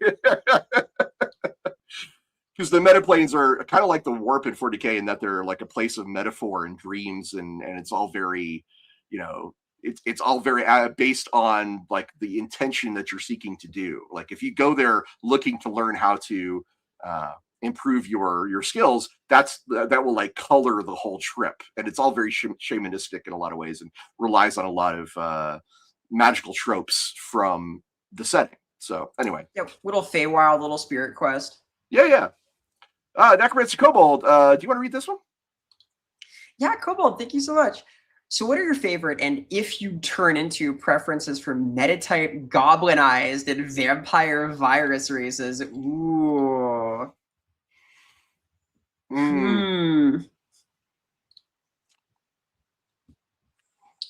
What do you think? That's fascinating. Oddly enough, I think for me, like dwarf, like I could, it would change very little about my life, but it would like actually make it better in a lot of ways to be a dwarf. Though I think in real life, if I remained human in the Shadowrun universe, I would eventually become what's called an elf poser, as a person who tries to look like an elf. I'd probably have to pull elf. I'm kind of elf core. Can't help it. Elf core, woo! I kind of love the fact that that's actually a thing in Shadowrun, that there's people out there who are undergoing cosmetic surgery to look like elves, because that is the height of the impression of beauty and stuff like that. Well, what's amazing is we have that now, right? Like there are people who get their ears pinned and cropped. They get like all sorts of stuff for that aesthetic. This is like very popular in certain parts of like the transhumanist scene. This is like the same kind of person, like a magnet in their thumb, right? Magnets, how do they work? Welcome to our episode of the Insane Clown Posse. Are you a juggalo? Are you a secret juggalo? I had a pseudo juggalette phase in high school. Wow! I feel like I'm learning things today. This is great. I wanted to impress someone. Oh, yeah, that happens a lot. Man. I asked out this girl in high school who would later go on to become a Playboy centerfold. Wow, cool. I got shot down, by the way, because my idea of a fun date was to go watch Chicago in the 90s. What is a fun date? In the 90s, Chicago was like your dad's music. Unfortunately. Listen, I still have my dad's taste in music, so. Oh my God. If I hear the Eagles one more fucking time, my soul is going to leave my body. My dad played the shit out of the Eagles. Anyway, listen, I don't hate on the Eagles. I heard it so much that it became, I don't want to get into it. Anyway. Mm-hmm. Shall we talk about the setting and the legacy? We got to get to our vampire virus picks as well. This is a multi-part question. Oh, it was, right? It was. Metatype, goblinized, and vampire virus. There's a lot of really cool stories you can tell with Wendigos. I think Wendigos are one of the coolest. Like that's a really fun one. Although second place is probably the Bandersnatch, which is a Sasquatch that gets the HMHV virus. I quite like the Chupacabra, but I don't think they're like an infection result. Are they like made in a lab? That I don't know. Like that's a question I can't answer. I know they can't pass on. I always liked them; that were cool, but I think they might not be like an organic development of the virus. They just have it in them. They're like a Resident Evil type creature. Oddly enough, in the games that I played of Shadowrun, there were a lot of encounters with ghouls, a few encounters with Wendigos, but we never actually like faced a straight up vampire. Like it's a thing that for whatever reason, I feel like people just kind of avoided it, unfortunately, which is weird because vampires, of course it was the 90s. And I imagine that if you really wanted to, deal with the vampire, you had plenty of other ways to do that. You had Ravenloft, you had, Vampire the Masquerade. Nowadays, though, like looking back, I'm like, that feels like an unexplored aspect of the setting. I feel like I would enjoy playing a vampire street samurai. That could be very fun, especially if you coupled it with your Neo Bushido code. There's angles there. I love the fact that you're into the idea of like there should be a code. They should be, You're not a yeah, samurai if there isn't a code. Like, right. okay, so the idea of Bushido was in some ways a post like warring states area contrivance, like try and justify and structure things up. But there was an orderliness to it, and there were like codes of conduct that weren't like codified as such in a lot of places. So there's room to inform this. There's a lot of cool stuff there historically. It'd be fun to have that kind of after the fact revisionist thought applied in a cyberpunk setting where it's like even more removed. Like it's just such a cool realm. I agree. There's a lot of potential and a lot of space that you could dive into with like the. I was gonna my personal idea was to kind of treat it like luchador culture.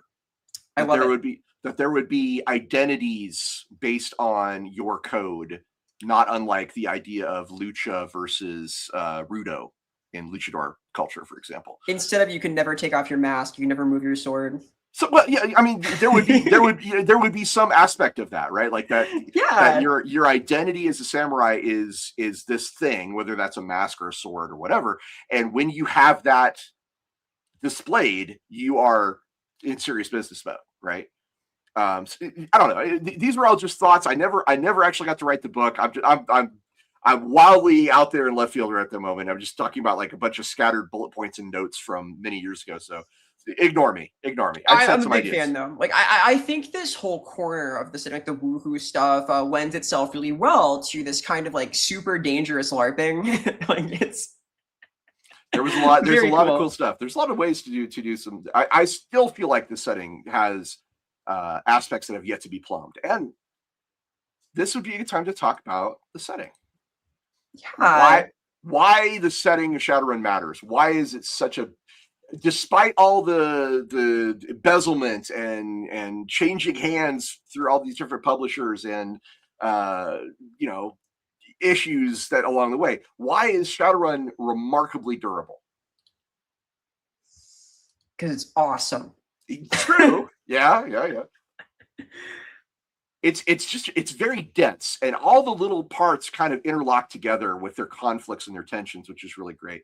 So mega corporate sovereignty is a big part of the setting. You have Ares macro technology, you have Renraku, you have these big corporations, and they have massive power, and the government can't do jack shit about them. All right. They are just free to do as they wish.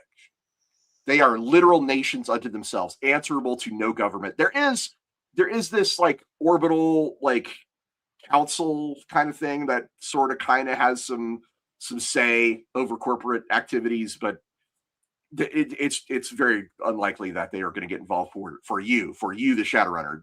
They're not protecting you, buddy. Don't worry about it. Then you've got this obviously is mapped directly over anxieties about late stage capitalism and power concentration, and it has only become more resonant over time. Well, there's this like perverse fascination with like the post-America, like post-Balkanization view of things, and like you see this in a few different cyberpunk-esque settings. Like you kind of see it in Judge Dredd, even you see it in the Cyberpunk series itself. It's certainly here. And then we've got the Shadowrunners. Who are Shadowrunners, Vera? What is a Shadowrunner? What even is a Shadowrun? A Shadowrunner is someone doing their damn best. Like, you're a criminal. You're someone who like takes on gigs that operate outside what is allowed, and not a lot is allowed. So because there are many problems you have that can't be solved easily through legal means, you take on these duties, whether it's hey, I'm broke, or it's I need this information, or this guy robbed me and the police won't help because they barely exist. A lot of your Shadowrunners have special skills and are applying them in ways that sort of nominally are, a little more liberal, a little freer than the corpo structure that people are generally enmeshed in. You talked about sin earlier, right? Being outside of the system a lot of the time means your runners can get away with stuff. They can sort of fight the good fight. There's sort of this dark heroic aspect to some campaigns, like Robin Hood-esque things, or there's just like very gritty and pulpy true crime element to others. Yeah, they're kind of like half Street Gang, half Blackwater, half uh gig economy. You know, it's all in there. Shadowrunners are freelance operatives. They exist in the gray area, the gray spaces in between corporate territories. They do the dirty work that the corporations need done, but they can't officially sanction for whatever reason. And this is it's would you say that they're like a noir archetype in a lot of ways? I would say so, because it's the same idea as the ex-cop turned private eye, except it's the ex-corpo enforcer turned street samurai, right? It's you're doing the job you used to do on your own terms now, and as a result, you don't have any protection from overhead, but also you're able to act in your own interests. Correct. They Shadowruns typically are very competent. They're very pragmatic. They're very morally flexible, although that can vary by playstyle. And they're trying to survive in a world that offers them very little. I should point out that the moral flexibility of Shadowrunners has actually turned off people. I know a guy who loves to play paladins in D&D. He likes to be the good guy, right? Yeah. He likes to be, I am objectively doing good to help other people, right? And he just couldn't wrap his head around Shadowrun. He's like, I don't understand how I would have fun being this morally ambiguous person who's only doing it for money. And I'm like, you don't have to. There are ways you can figure out what you're doing it for. Maybe you're doing it to support your family. Maybe you're doing it to, hold off that corporation from, bulldozing your local rec center.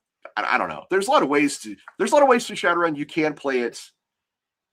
You can play it good. You can play it evil, but it does seem to sit as a baseline in the very neutral moral area. Yeah, like I would argue that anything that sort of follows in the wake of Neuromancer follows this kind of thing. There are very few settings like this that are about doing heroic things and being morally upstanding. Yeah, Benjamin Fraser says it can be tough to find the heroic angle in being the deniable asset in corporate wars. Agreed. But it still can be fun. That's the important thing. It can be fun. I think it takes on meaning when you find that at personal cost, because sort of the premise of a lot of these scenarios, these settings, is that you are in a world where corporate interest has taken over personal agency pretty much wholesale, and people are negotiating their lives in that shadow, like they're owned by some dragon or some criminal enterprise, and they take what they can get as part of that. And as a runner, you are one of very few things that is sort of nominally outside that structure. So you have freedom in this kind of oppressive environment, even if it's at the cost of great danger. So,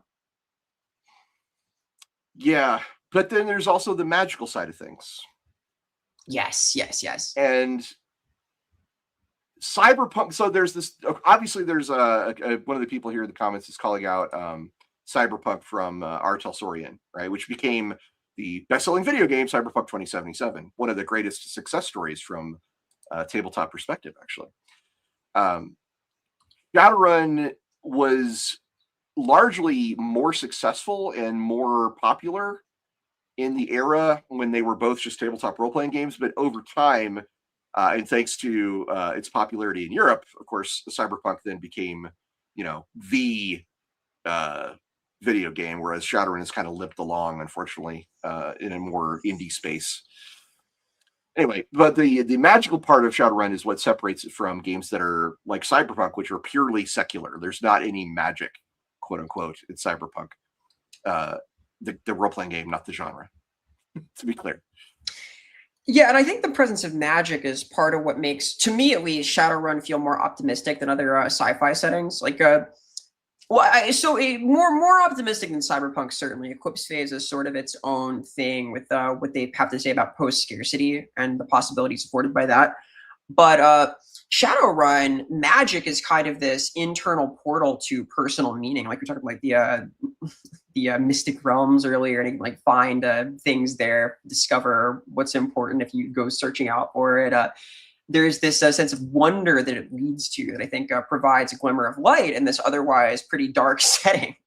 That's true. And So magic has like a whole dimension, right? There's the astral plane in Shadowrun, which is this where magic is, where it comes from. Only magicians can access it or even see into it. There's great dragons, there's spirits, there are astral beings, there's quests and things that could take you from our world into the astral plane and back. There's the spirits roam there. Your emotions leave physical impressions behind. There's this spiritual side of things that cyberpunk typically stays far away from because it has a little more hopeful vibe to it, I think. And there's the way that magic can be manifested in the game. Like I said, originally it was two schools, right? Hermetic versus shamanic, and it now is expanded to like there's so many different ways to use magic. There's voodoo. There's there's tons of it. And one of my favorite expressions is the idea of adepts. These were introduced in 3rd edition. Adepts are people whose magic manifests within their bodies rather than as spells they can cast. Mm-hmm. And the first versions of these were called the physical adepts because they were kind of like super martial artists and they could make them so it was kind of like, hey, do you want to be a street samurai but do it with magic? You could be a physical adept and kind of get there. There were things that physical adepts could do that were better than some of the things you could do with cyberware, but there was an awful lot of on the Venn diagram. There was an awful lot of overlap. Mm-hmm. But this also allowed you to play a guy if all you wanted to do was cast spells and you didn't want to deal with summoning spirits or doing astral projection. You could be a sorcerer, which is a type of adept. There was even social adepts. There were people that could use their magic to enhance their social skills. And I used one of these guys to terrifying effect in one of my Shadowrun campaigns. Oh, my players hated that guy so bad. But this all comes together into a world that people love. It is the most commonly repeated characterization of Shadowrun is that it's a great setting with very complex rules, or as one of our posters said, a sports car setting with a lawnmower engine. Still love that metaphor. The system has always asked more of its players than most RPGs. Character creation alone can take hours. The interplay of dice pools and limits and modifiers and situational factors. It can create cognitive overload. And then you add in things like hacking and rigging. Just the whole thing about the guy. So imagine you have invested a ton of your character into a particular thing, like a car or a cyber deck. And then, a security guard shoots it with a grenade. Oops. Shadowrun is one of those settings where you can be de-protagonized by one, fairly reasonably common event, and that is an issue that has cropped up in numerous games. Well, I was talking earlier about how kind of the idea in earlier editions is give all of your money to the decker, and if that funny thing that they bought breaks, you don't have any of your money anymore. Oops. Yeah. The depth of the setting, though, is what consistently draws people back. The stories and the conflicts and the characters. Dunkelzahn is a character I still remember to this day. Harlequin, Damian Knight, the guy who owns Ares Macro Technology. Like there's really great, larger than life characters and movers and shakers in the world. It is a pretty great setting. It was created by some very smart, very capable writers, and they developed a world that still resonates with us to this day. And the game has never lacked with an active community. There's always people that are willing to navigate the complexity of the rules for the rewards that are offered by that world, that setting. It's just a game that asks a lot of you. Like, it does such a good job of establishing the tone and the vibe, and then sort of leaves you to figure out the logic in the middle of all of it.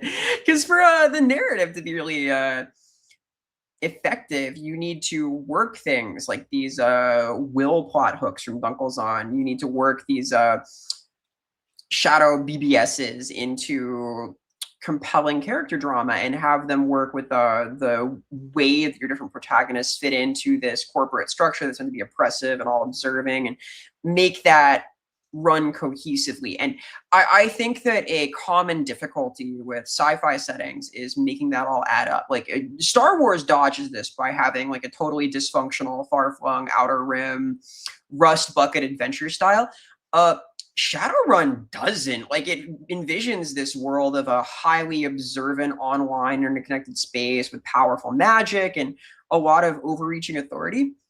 And as a result, you kind of have to tread carefully, and you have to understand a lot as the GM to keep track of it. Yep, I agree 100% with that.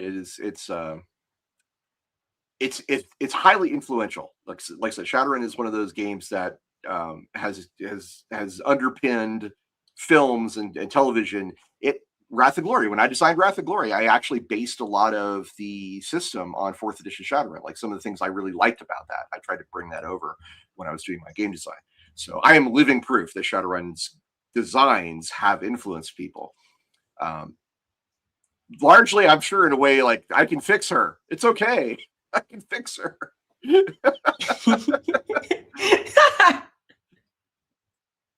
But you also have to talk. I mean, let's just briefly recap the whole intellectual property odyssey of Shadowrun, shall we?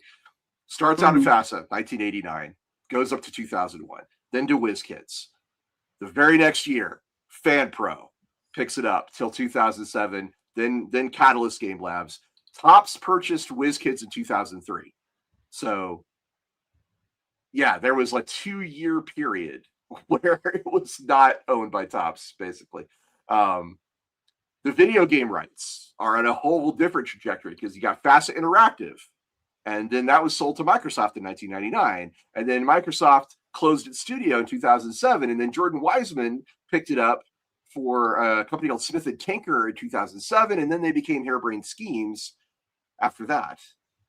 And splitting up the tabletop rights and the video game rights meant that the most prominent resurgence, which is the video games, happened under a completely different legal framework than the tabletop game itself. And frankly, if you play those, if you really want the good Shadowrun experience, please go play the Harebrained Schemes games. They are the best.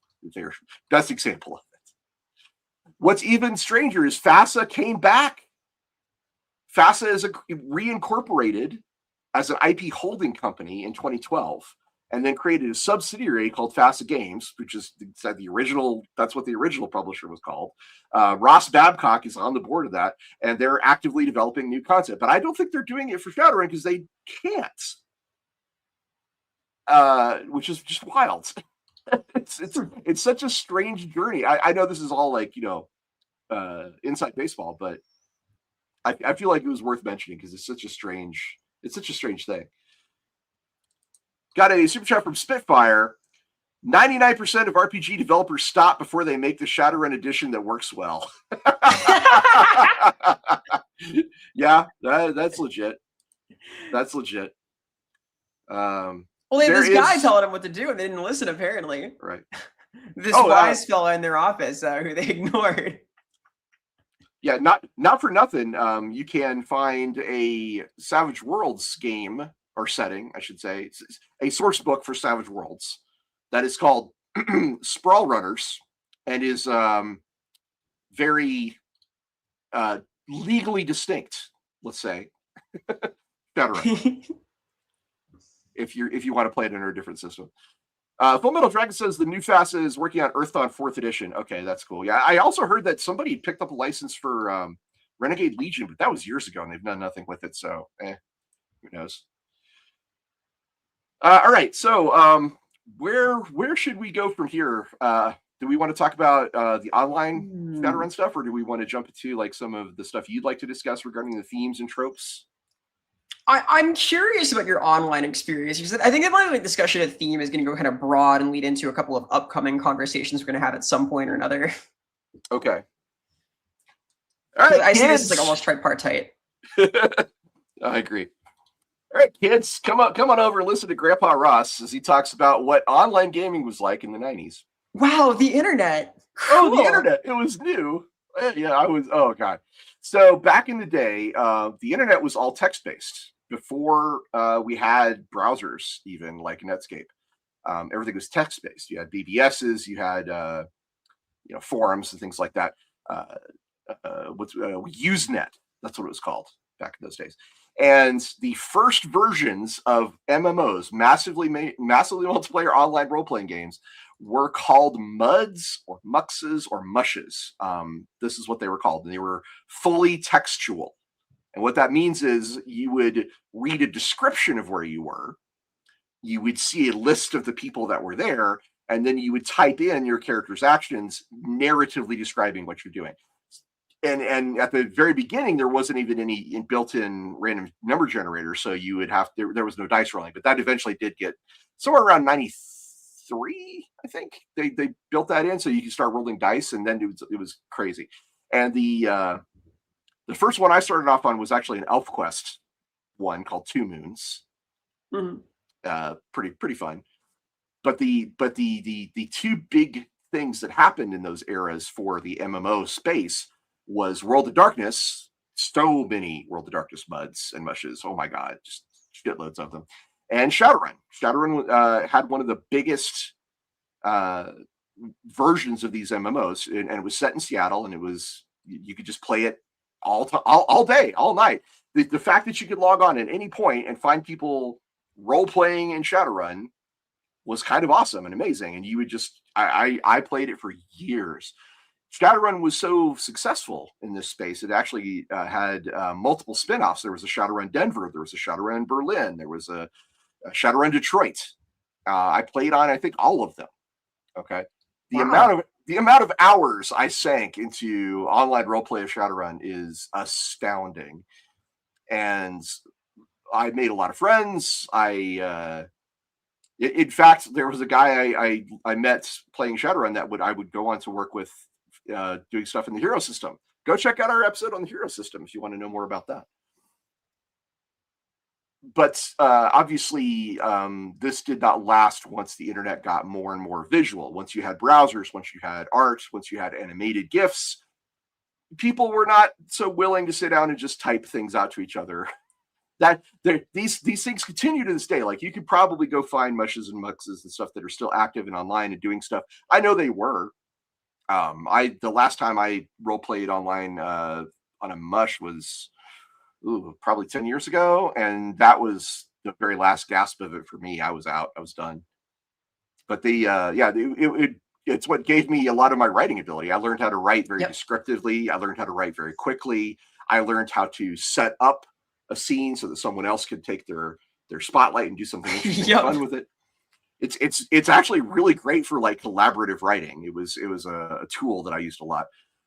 But the Shadowrun setting was great for this because you could have a coded matrix. You could have people like, I want to play a Decker.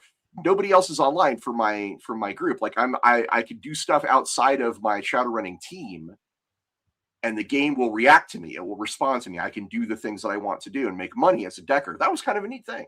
You could just drive your car around. You could, you got used to like figuring out like quick ad hoc. People nowadays would call them pugs or pickup groups, right? Your Shadowrun team was kind of an ideal. It was a concept. It would be nice if everybody was online at the same time. We could all go do a Shadowrun together. But that was rare. Most of the time, you'd be like, "Oh, Shadowrun's available. Who's around? Quick, grab these folks." It was neat. It was really, really neat. Oh yeah, we got a comment from Richard Fraser. This is great. Immortal Elves versus Dragons conspiracy. Who really wins? One of the biggest unresolved, at least I think is still unresolved, is the idea that there's a conspiracy amongst the elves and amongst the dragons. Because the growth of Shirfangire was so quick and so complete that everyone was like, this has to be a conspiracy. What it really was is there were elves who survived from Earth Dawn and just had shitloads of money and knowledge and magic power. And they were like, okay, well, I could just snap my fingers and basically create a nation. And the same was true for the dragons.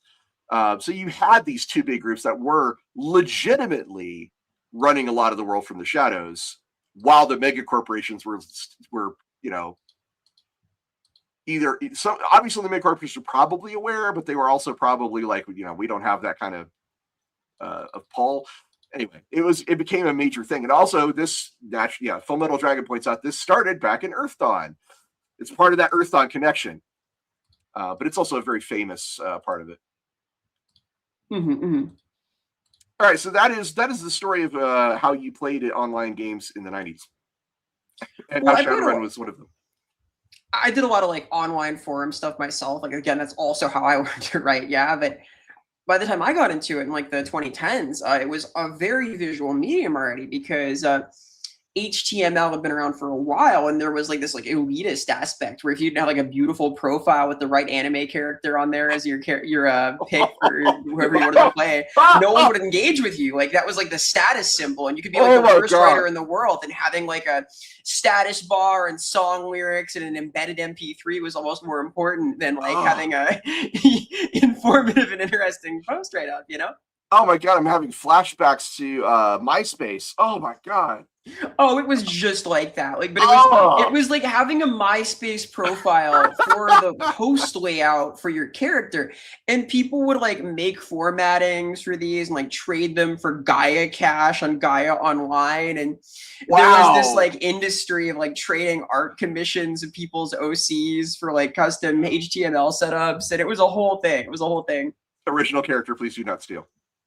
Well, I was so bad at this, right? I'm both bad at computers and at like visual art, so I would like struggle to set up something passable using like pre-made templates. People wouldn't ignore what I was doing. That is wild. Woo! So, yeah, I think Shadowrun had the depth of Shadowrun was one of its biggest things. I also loved the depth. There was an amount of depth in the complexity of the rules that was attractive to me, okay? Because in Shadowrun, I could have a guy who had a particular gun customized to me with custom ammo and custom mods on the gun. And then I had a smart link that allowed me to plug into the gun. So it felt like how do I put this? A little bit of tactical, a little bit of gun porn, but it all kind of connected together in this, framework where you're like, I don't know. There's a part of me that loves diving into the little details for all of my character's gear, and like describing what my cyber eyes look like and things like that. I don't know. It's a little bit. This is part of the reason why I do like some MMOs and all the just absolute labyrinth you can get into of trying to optimize every little aspect of your character. Well, you also veer toward like really crunchy systems, yeah. By and large, yeah, I would say I tend to fall on the crunch side of the equation, but that isn't to say I don't enjoy rules light systems. It is certainly, I would certainly say Shadowrun is at the very far edge of what I consider like still fun as far as crunch goes. Heck yeah. Eclipse Phase was planned to be the third setting. That I don't know. I don't think so, but we want to do an episode where we talk to some of the designers. We're trying to make that happen. So save that question. We will come back to it. Eclipse Phase is fascinating, and part of what defines it is that it echoes the Takeshi Kovacs novels, which are what I would say are one of like the enduring like cyberpunk settings. So. All right, so let's get into those themes and tropes you wanted to talk about. Oh boy. All right. So I feel like one of the what defines Shadowrun is this interplay between like magic and technology, right? But not like magitech. Like there is interplay between two separate fields of thing almost. Because there's some division. The original tagline for Shadowrun is where man meets magic and machine. Yeah, rather than like combine them into one vibe, like happens in Final Fantasy specifically in FF14, like Magitech is the thing, right? It is a couple of different spheres of development. As you like pick your priorities, you determine which of those you want to skew into. And I think that leads to a very cool narrative space where you have different philosophies about how to empower yourself in this like oppressive world, right? Like you can either use your magical connection to do things that are impossible and outside the bounds of what's provided, or you can sort of subvert existing systems, which is very cool and sort of part of the more traditional cyberpunk angle. Well, it did. So Shadowrun did explore a lot of the traditional cyberpunk ideas, Yeah. like the idea that the more metal in your body, the less human you are, right? That was the idea of essence, and they did in fact go all the way to cyber zombies who had negative essence, like they were literally like, RoboCop. I'm a brain in a body of metal. Yep. And what actually there was a book called I want to say, was it biotechnology or cyber technology?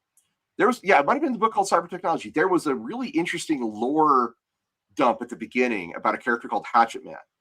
And Hatchet Man described his cyber eyes and how that changed his entire outlook on the world. And he described it as kind of like being a sociopath, in that if you saw everything like it was on a TV screen, it made it feel like no one else was real but you. And I was like, oh man, that really affected me. I was like, I can imagine that in my head, how that would work, right? If your cyber eyes felt like TV cameras. Yeah, and it's a really cool way of describing that, because like that's sort of a depersonalization type thing. Because like there are elements of what's the word for this? There's a specific term for this where you feel like a passenger in your own body psychologically, that plays into this idea. And this like tends toward what is represented as cyberpsychosis in cyberpunk, like this psychotic anger and sociopathic tendency. Pretty cool. Well, Shadowrunners again are very morally gray. So I mean, it's not hard to look at a lot of Shadowrun characters, especially a lot of the ones I played with at various times, and say, yeah, that guy's a psychopath, Which is often an asset. So thematically, you have this like cyber enhanced way of abandoning one's humanity, but also Shadowrun is defined by other ways to become less human, by becoming, say, a goblin or a dwarf.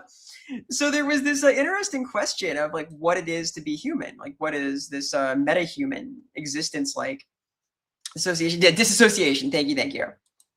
Mike Big Stopwatch said depersonalization. I'm not sure what's the distinction between those, but Full Metal Dragon is saying that the sequel to Shadowrun was supposed to be Equinox. I don't know anything about that. I believe disassociation is the link between you and your own body, and depersonalization is the link between you and your concept of self. Okay, well that's not disassociation. That's the different. I believe that is a different thing.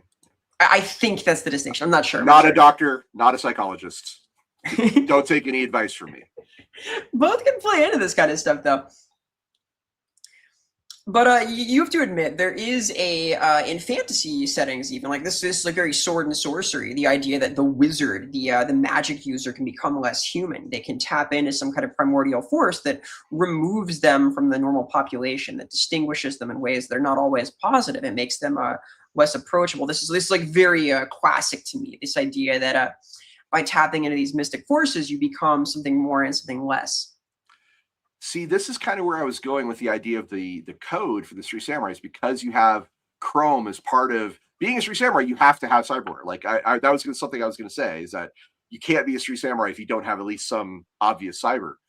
And the code was a way to hold on to your humanity. Mm-hmm. The code was part of the reason for the code was to separate yourself from other people, but it was also a way to channel and discipline what is your essence, your humanity, right? Sorry, I did not mean to turn this episode into like a pitch for a book, so I should really shut up. No, but it's interesting, and I think this will continue to be relevant as we talk about a few other settings where this kind of concept comes up. Because this idea of how to focus yourself in a modified body is very core to Shadowrun, where you can like transform another kind of creature, or be effective vampirism, or build out your chrome, your modified cybernetic hardware to meet the needs of your rather challenging lifestyle, which is the pursuit of freedom in a lot of ways. Because thematically, your goal as a Shadowrunner is to run outside the bounds of what's legal, what's allowed, and to operate in ways that most people can't. Yeah, we did an episode recently about species and morality, right? Yes, And yes. Shadowrun did a pretty good job in its world building of like talking about the different types of metahumanity in regards to like real world racism and prejudices. For example, Japan, which has had periods of time where it has been largely xenophobic, we should say, was a place where metahumans were not tolerated, right? Mhm. And or were very much marginalized in Shadowrun, and the morality of killing people for money. I remember this came up actually in quite a few games that I played, both online and in person, where you had to decide, like, am I the kind of guy who's going to shoot a security guard in the face? That dude's just doing his job. Or am I going to risk this guy shooting me in the back after I knock him out while I'm on my mission to steal a MacGuffin for another major corporation?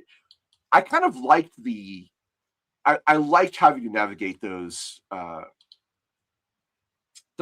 rapids, if you will, even though I like how I had to think my way through it, right? I felt like it was challenging some of my preconceptions. It was challenging the idea of murder hobo as a lifestyle. I kind of got a kick out of it, to be honest. Yeah, no, I like games that ask that kind of question. I enjoy the gray morality of it. Like, are you willing to kill someone in cold blood, or are you willing to risk your entire team? Pick. You have two options. So I did do a quick search on Equinox because somebody was bringing that up. Equinox is the Earthdawn guys, Red Brick Publishing, Vagrant Workshop, and now I guess FASA. This was one of their ideas, was to do Equinox as a follow-up, a third setting in the far future of the same magical cycle. So it would go Earthdawn, Shadowrun, Equinox. And according to Rob Boyle, who is a line developer on Shadowrun, and of course Eclipse Phase co-creator, he said that the concept was a sci-fi and magic-rich age after Shadowrun, where the horrors, these cosmic beings, are back, and people are fighting them with like high-tech and magic, which sounds like a weird combination of maybe Star Wars or Star Trek and Call of Cthulhu. I don't know. I mean, it could be really cool. It's apparently never been published. Well, what I would envision from that pitch is that beyond cyberpunk, we're into like Star Trek, and as a result, you have enemies that are like beyond comprehension to deal with, that necessitate this kind of hyper advanced technology. Right? I mean, Star Trek, they meet godlike aliens every other week, so... Like, Q just hangs out. He's just there. Oh, yeah. Here, let me get some water really quick. No problem. Yeah, Shadowrun. So Shadowrun's something that's near and dear to me. Obviously, I've just played the absolute bejesus out of it in my lifetime, and I love the basic setup. I love the idea that heisting is, in fact, the game. There's a new game. Well, not new. Sorry, Old Man Disease. It feels new. It's not that new. There's a game called Blades in the Dark that has a very similar approach to, we're pulling heists and pulling crimes and doing Shadowrun-esque things, but it approaches it in a much more different way with a lot less complexity. There's aspects of Blades in the Dark I really, really like for this. Oh, Full Metal Dragon says there is an X1X game. It was released on Drive-Thru. Okay. Hey, I didn't know that. Full Metal Dragon, you have taught me something today. I appreciate this. Where was I? Shadowrun and how it plays, and Blades in the Dark. That's where I was. So Blades in the Dark, that's a game I have not played, but I really want to try. But one of the aspects of Blades in the Dark that kind of gives me a little bit of pause is that Blades in the Dark tends to abstract the act of gathering information and making the plan for the heist in favor of the heist. And I understand that. Like, the heist is generally seen by most people as the fun part. Here's a little secret, though. I was one of those guys who really liked the planning and the legwork aspects of Shadowrun. Legwork was a term that Shadowrun used to describe the act of gathering information. I'm going to case I'm going to case the joint. I'm going to run a drone over it for 24 hours and watch the patrol patterns. I'm going to see if I can, use some social engineering to learn some secrets from one of the guards at his favorite coffee shop. I really liked all of that stuff, and I that's one of the things that kind of keeps me a little bit away from Blades in the Dark, is it feels like it kind of skips all that to get to the good parts. Which again, I fully understand, because a lot of people, that probably is the most fun part, and the planning is probably not that much fun, except for nerds like me. Hey, we've got a super chat from Necromancer Kobold. The Shadowrun future, where Cthulhu is a VTuber. Is that a reference to something in the world? It's a funny idea. I feel like you're referencing something that I may not be aware of, but yeah, if it's just the surface joke, that's great too. It's a good one. Anyway, what I'm trying to say is there were aspects of playing Shadowrun that I liked more than most, and I think the Mirror Shades approach tends to lean towards people who really like the idea of feeling smart, feeling clever, feeling like you figured something out, and a lot of that involves what to other people might seem tedious, but to me seems like kind of interesting, is like figuring out what you're going to do and having contingencies and setting things up in a way that lends you towards success rather than failure. And one of my characters, to illustrate this, one of my characters in the online game of Shadowrun that I play would literally build 3D models of the places we were going to try and infiltrate.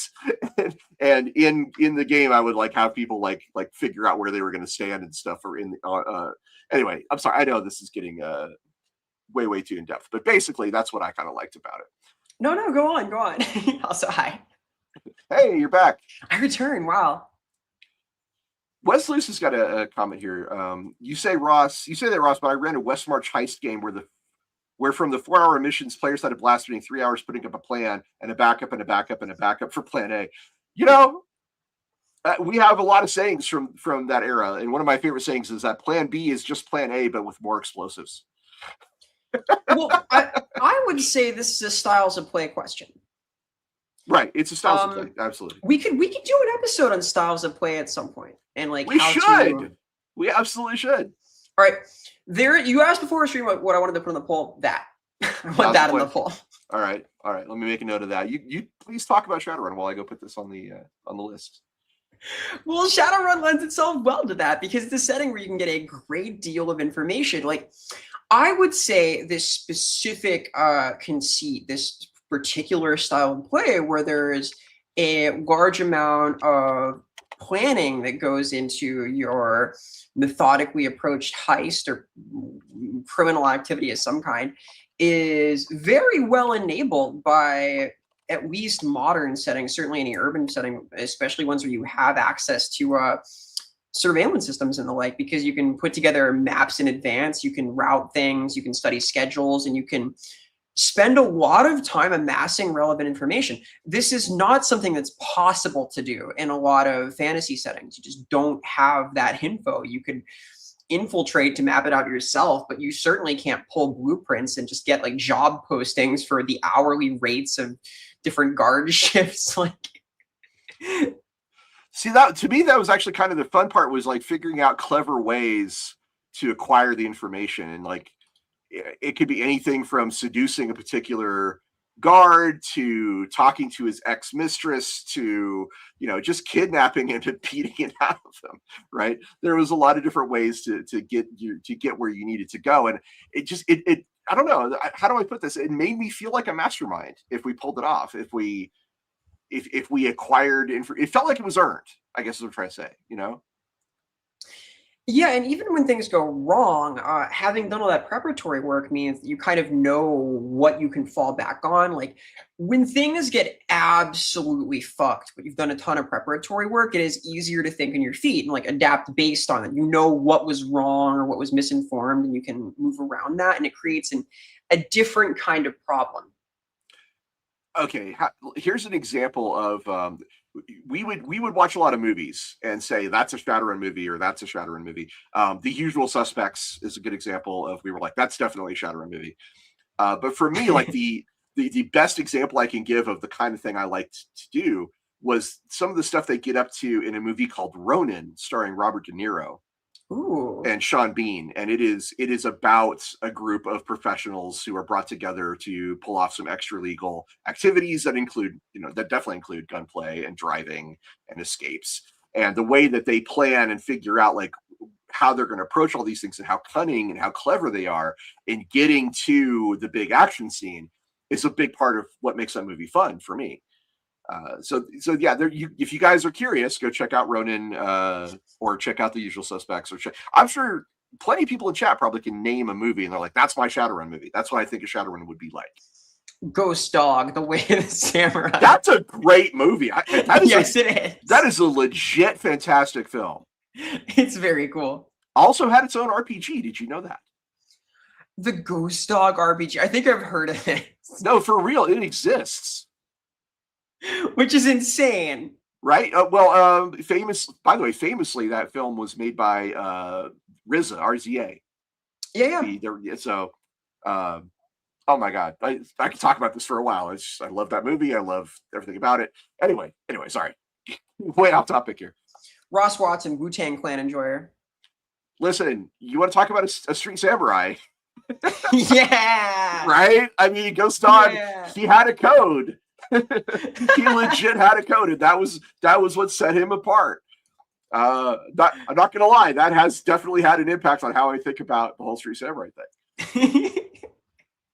God, it's wild. Yeah, well, we should actually mention the archetypes that Shadowrun established, though, are, I would argue, even more enduring than maybe its peers like Cyberpunk or any of the other cyberpunk genre RPGs, because you have Deckers, Street Samurai, you have street shamans, you have wizards, you had rockers. Rockers were a part of the early.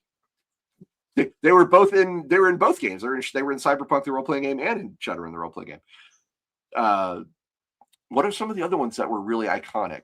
Well, I would say the aesthetic of the Street Samurai has really endured. Like, we see it everywhere from the Matrix movies, which were, I believe, did draw some visual inspiration, all the way out to, like, how really cool security guards dress in the modern era.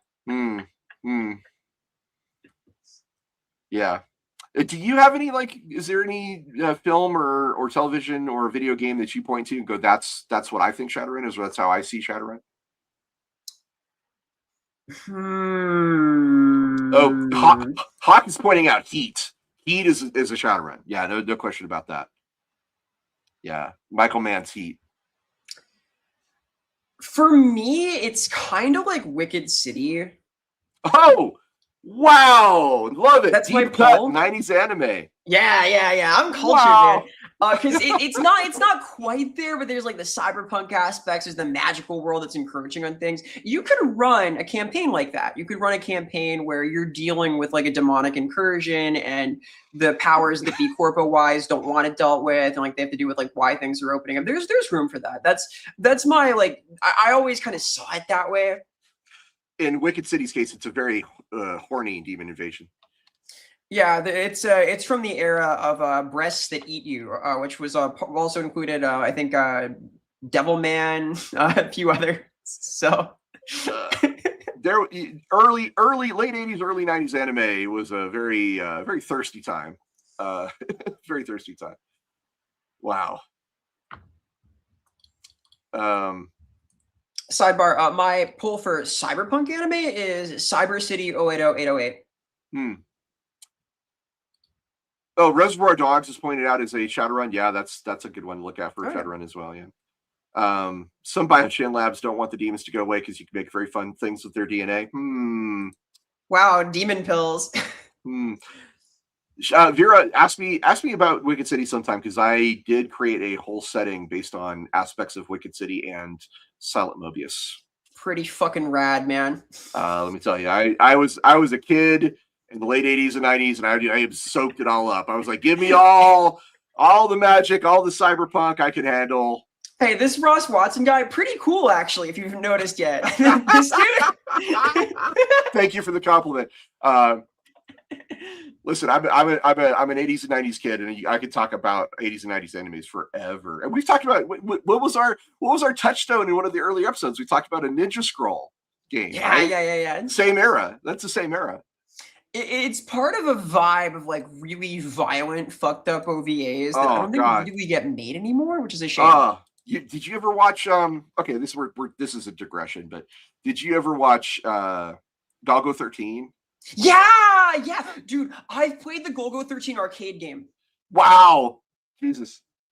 Okay, I need to tell you about a convention game sometime because I'm so interested. I feel like there's a part of me that desperately wants to derail this whole thing and just talk about anime, but we're not here to do that. We need to find some like conceit to talk about Golgo 13 for an hour and a half. Okay, wait. Well, I mean, we can go over time. Like, there's nothing saying we can't go longer. But yeah, I mean, if people are willing to sit around and listen to us yak about anime, please sound off in the comments. But speaking of anime, though, it should be pointed out that Cyberpunk, which became Cyberpunk 2077, has its own anime, which is called Edge Runners. It's excellent. Yes. There's a new season coming along. But that proves something that I've always said would be true, and that is Shadowrun would be an amazing anime. Oh, fantastic. Particularly if you took a 90s approach to it, a 90s anime approach. I think if you did a hyper violence version of Shadowrun, you could definitely have some success with it. And it always bugs me that Shadowrun is like on the cusp. It feels like it's always right on the edge of being mainstream and just never did. What's interesting about Edge Runners 2 is I think they're like making it less violent. I think they're changing genre entirely. We'll see. I'm here to watch it because season 1 was amazing and changed the way I look at Cyberpunk as a setting. So hell yeah. The pitch I've heard is that it's less action movie, more noir.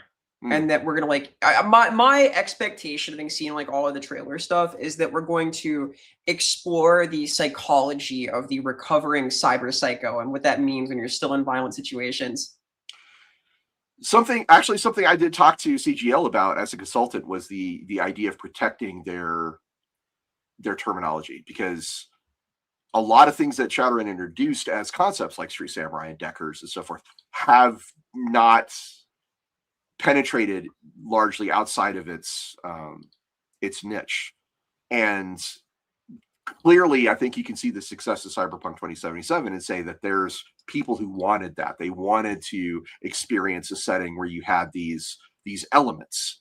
And Shadowrun could have been that, I feel. And it never quite got there.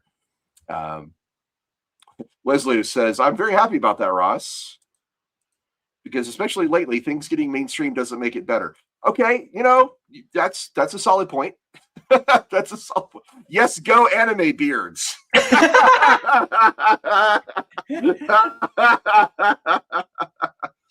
Yeah, why haven't we got a Shadowrun TV show or movie?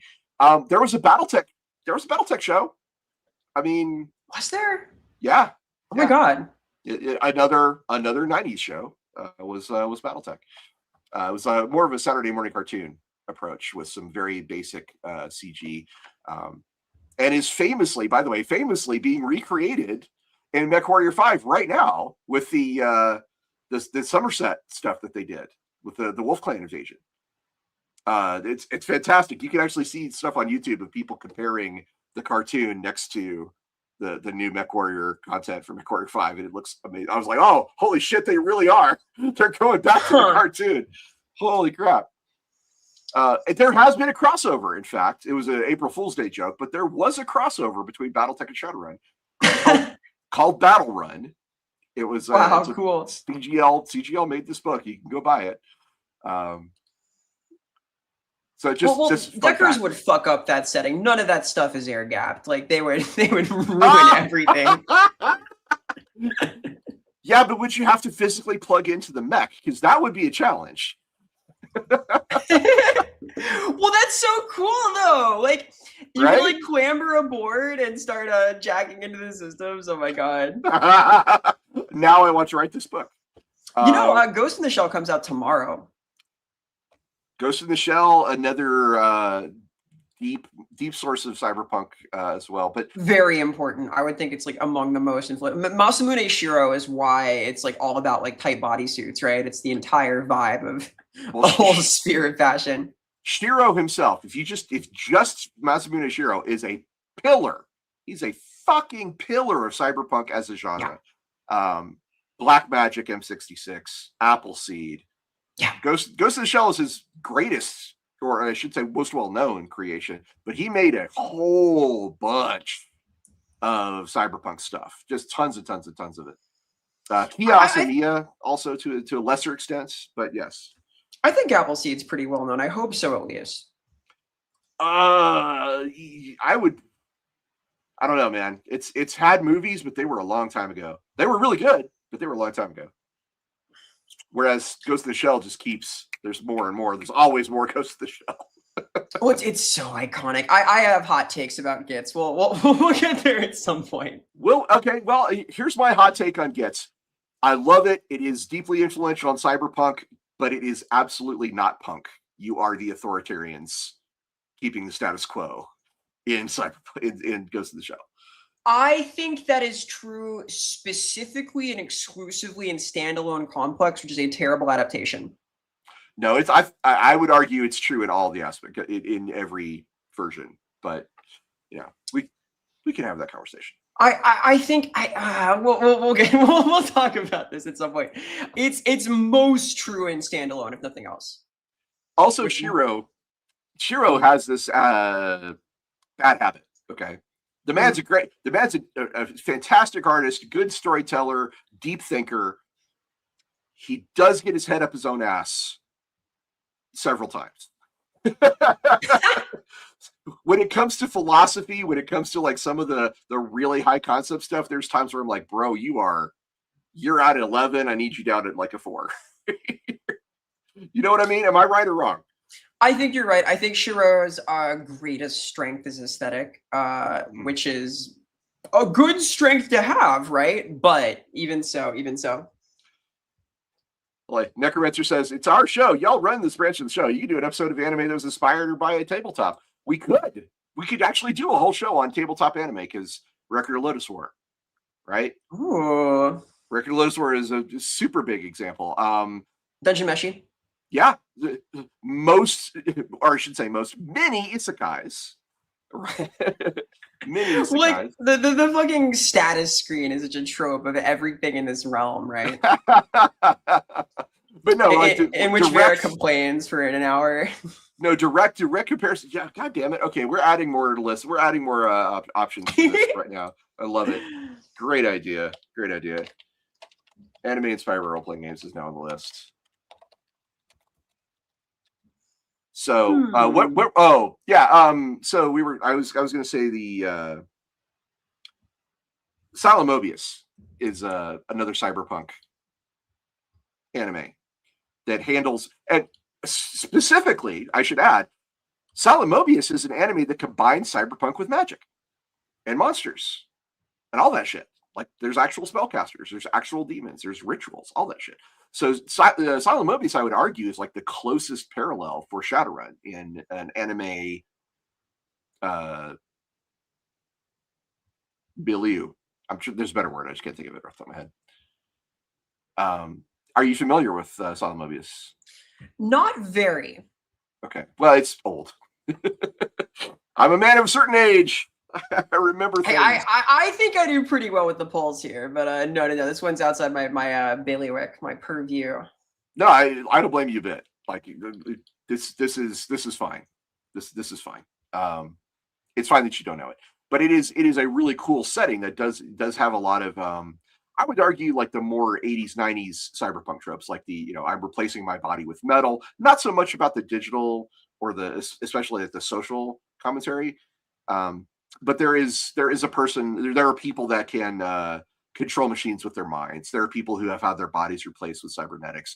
There are big ass guns and vehicles and power suits and all that shit, right?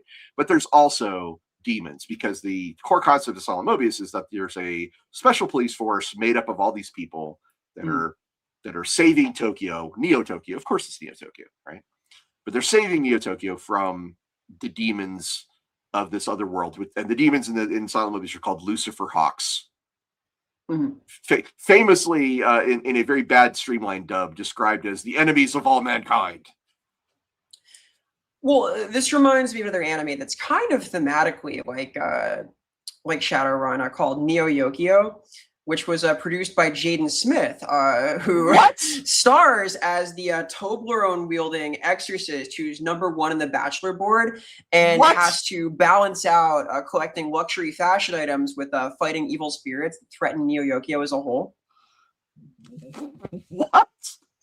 This is a real thing. It's, I think you've broken my brain. I'm like, what are these words you saying? There's like 10 episodes in a movie. I highly recommend Neo Yokio. What? This is wild. Holy shit. Believe it or not, Jaden Smith does play the main character in Neo Yokio. Shocking. I mean, that's actually the least shocking part of that whole thing. It sounds good, but it doesn't sound good. I'll note, although I have not seen Silent Mobius, Hiyasumi, I'm seeing who was the mangaka there, did make the adaptation of Gunhead, a movie I love. Yeah, look at the knower. Which ties into the BattleTech discussion. If only, mechs in that were powered by malt liquor. What an awesome fucking movie.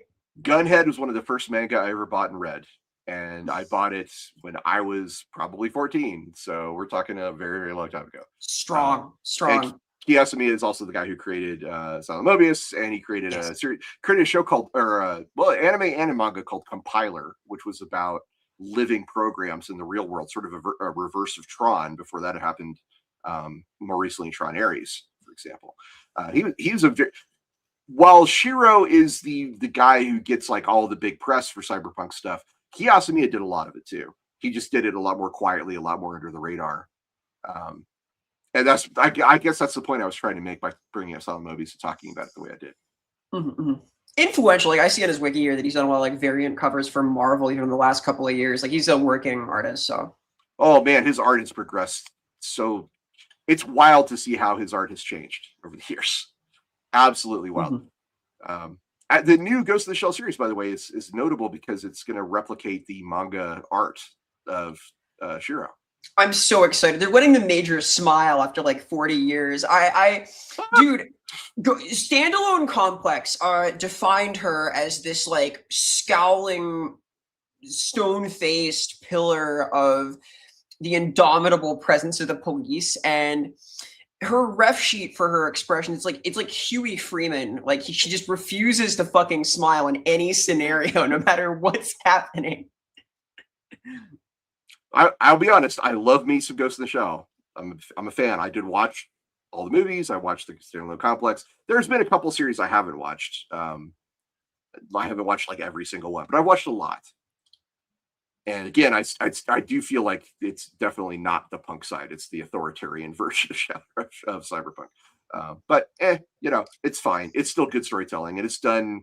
It's done with plenty of social commentary in it, so I don't really mind. Yeah, I think that it shows rebellion within those systems, except for Standalone Complex, which is really heavy-handed about like its moral message of responsibility, which is kind of the opposite of Shadowrun. Which I will now display my PowerPoint presentation on all the ways in which I think it is not punk. No, goddamn, we have hijacked this episode. What is happening? I love anime, Ross. We've pulled a Shadowrun on our own show and changed the format. How thematic.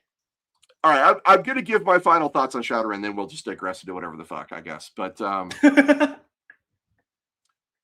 Shadowrun is a game. It's a role-playing game that I think is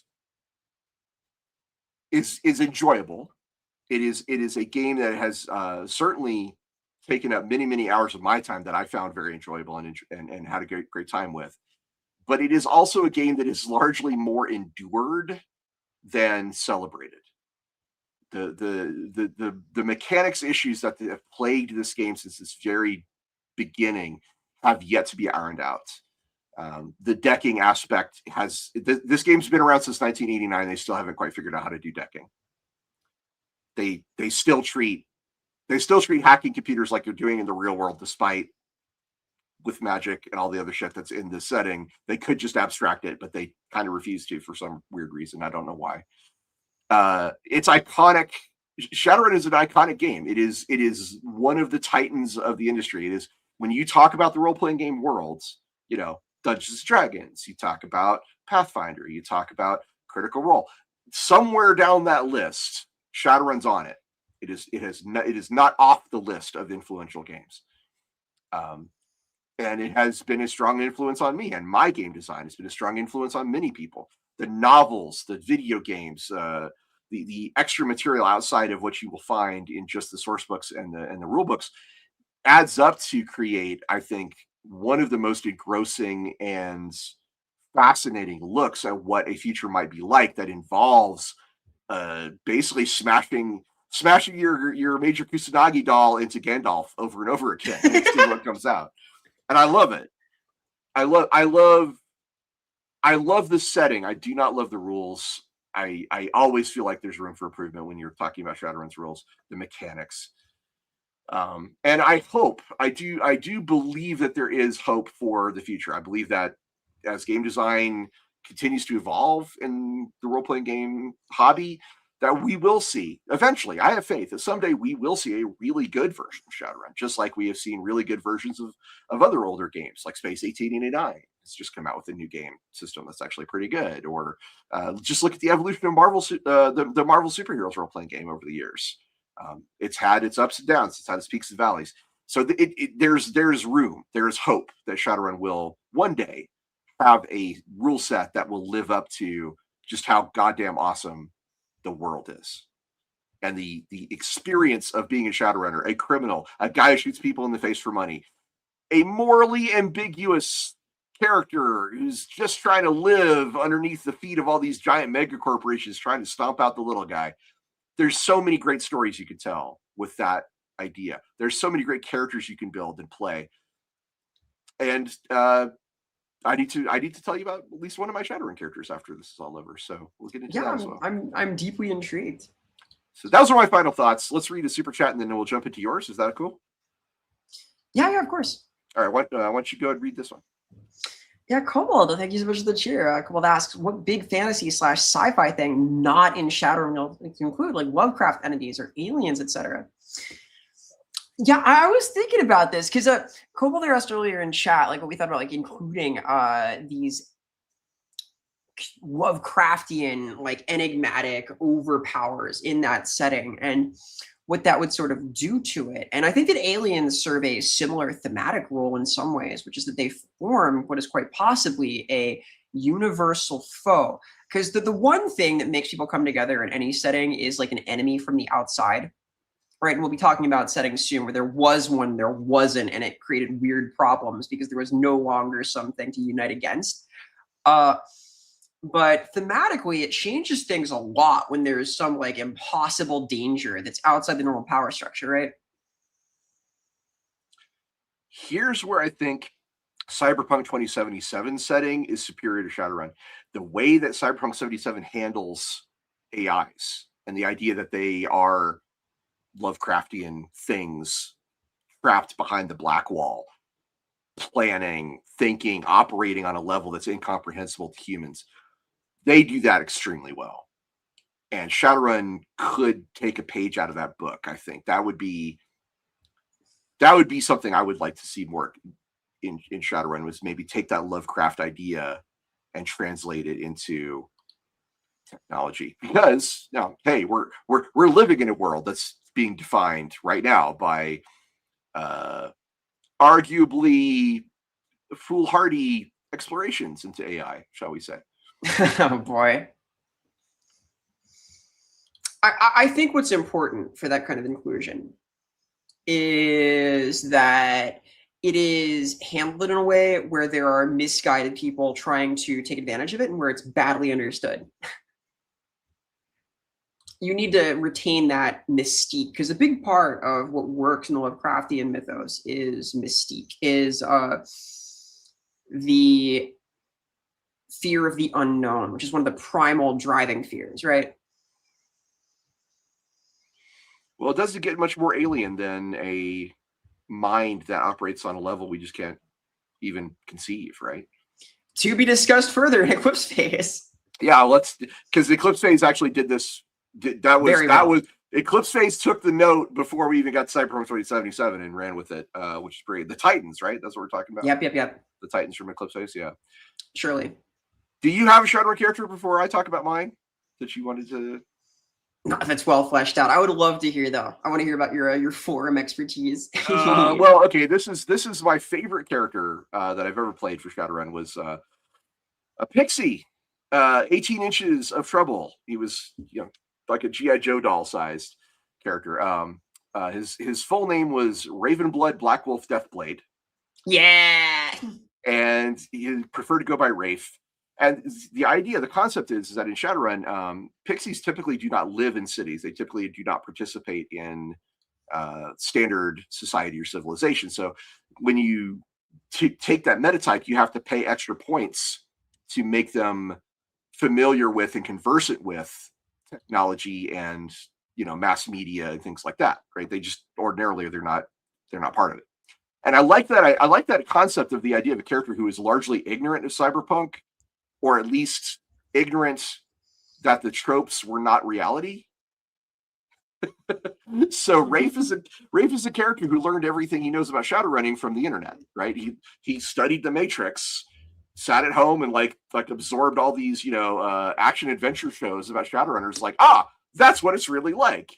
The Galaxy Quest version of a Shadowrunner, if you will. And so I was like the most stereotypical street samurai you've ever seen at 18 inches tall. I had a trench coat and I had a katana, which was actually a survival knife. I'd like pared down to, pixie size. And God, he was so fun. It was fun to play with expectations and play with people's understandings of the tropes of Shadowrun's version of cyberpunk and like bring that out in the aspect of a otherwise naive character who thinks he knows everything. And he was a physical adept, so had some good fighting skills, very stealthy. One of the things physical adepts can do better than street samurais be sneaky ninjas. So very high on the sneaky ninja side as well. But like attitude wise, just imagine the most edgelordy, but still cute. Like there's a line, people. There's a line. You don't cross that line.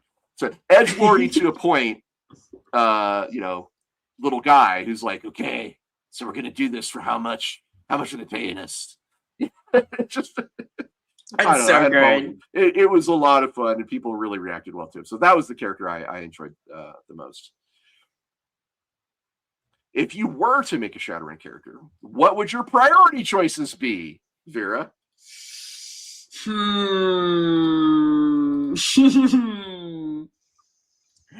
I would want to use Street Samurai stuff as a base, and then I'll have some magical capacity. I don't think I need a fancy metahuman variant necessarily. I could do something kind of in that vein. I think it's such a cool aesthetic, and I'm terrified of decking, so I could never like delve into that. It's too much. It's too much. Okay, all right. You could go the route of being like someone in the corporate world who does a lot of Shadowrun adjacent things, like an insurance adjuster or like a claims manager, or even if you really wanted to, you could be one of those guys who like arranges Black Ops, or like a former Mr. Johnson even. Or you could be born on the street. You could be like my parents were. They ran a junkyard in the Redmond Barrens until that got too dangerous to live there. We had to move to a even shittier part of the city. These are some villainous ideas. No. Former insurance adjuster is crazy. Godzilla Rex, Gap Moe. Yes, exactly. Yeah. Rafe is a version of Gap Moe. Yes, that's not bad. That's a trope for people who don't know what Gap Moe is. It's a trope. Go look it up. It's kind of a subversion of expectations type trope. I've been thinking about Gap Moe a lot recently. There's a lot of great characters that have been made based on Gat Moe. Strangely enough, Elric is Gat Moe. Did you know that? I like where you're going with this. No, for real. Like, he was made as an anti-Conan. He's like, everything that Conan is, I am not. Everything that I am, Conan is not. It was really interesting. There's that the new anime Yanni Neko, a Chainsmoker Cat, which is like Gap anti-moe, where it's like not cute at all. Wow. Okay. Wild. Oh my god. That's the one about the degenerate addict who's like ruined her whole life by spending everything she owns on cigarettes and lives in sludge. Okay, here's a great Shadowrun anime though. Black Lagoon. Ooh, okay. I don't know if are you familiar with Black Lagoon? Yes, very much so. That is on the Mohawk side of Shadowrunning for sure.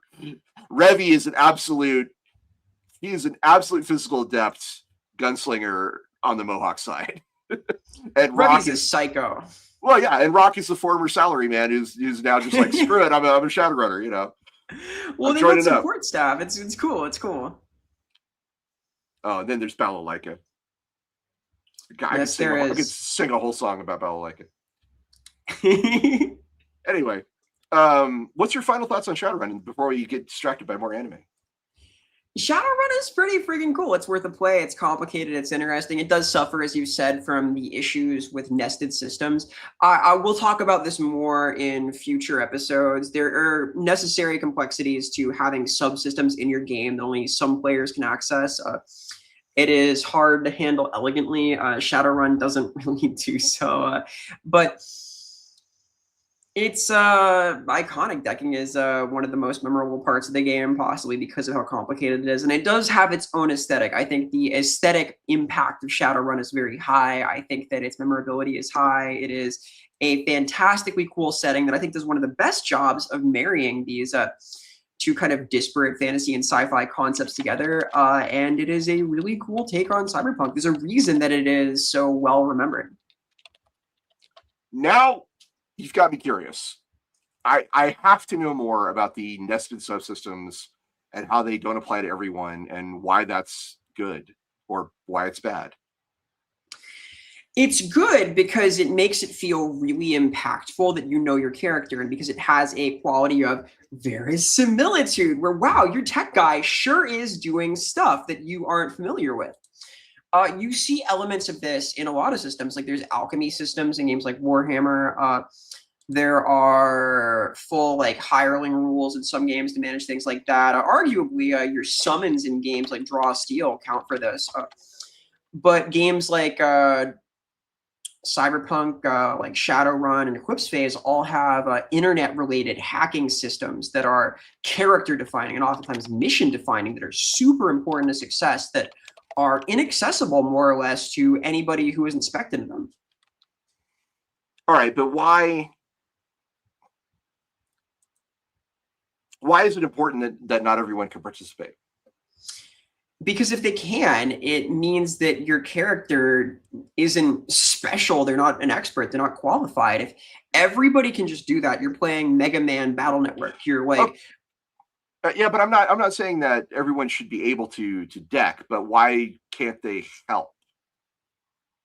Well, they can in the Quips phase. They can, yes, which I think is a better way to go when you're talking about a team environment hobby like role-playing games are. But it changes the feeling, because it's like in a Quips phase, it often comes from your they're like your companion AI. I forget the name of these guys. You have like a little grok in your brain that helps with stuff. It can feel very stilted to contribute to these things that you don't really understand in character very well, because the complexity of the logic of it is another aspect where you're like literally tracing out the different connected systems and the realistic elements of how they operate together and what getting access to different levels does. Now you spoof that. This is the kind of realm that can lead to hours of pre-planning as well. I suppose. Okay, so from my perspective, like if I make a Street Samurai character, I'm focused on arguably focused mostly on the combat aspect, but I have also like the ability, I can do intimidation tactics. I can I can be the guy who does anything physical that's necessary for the group.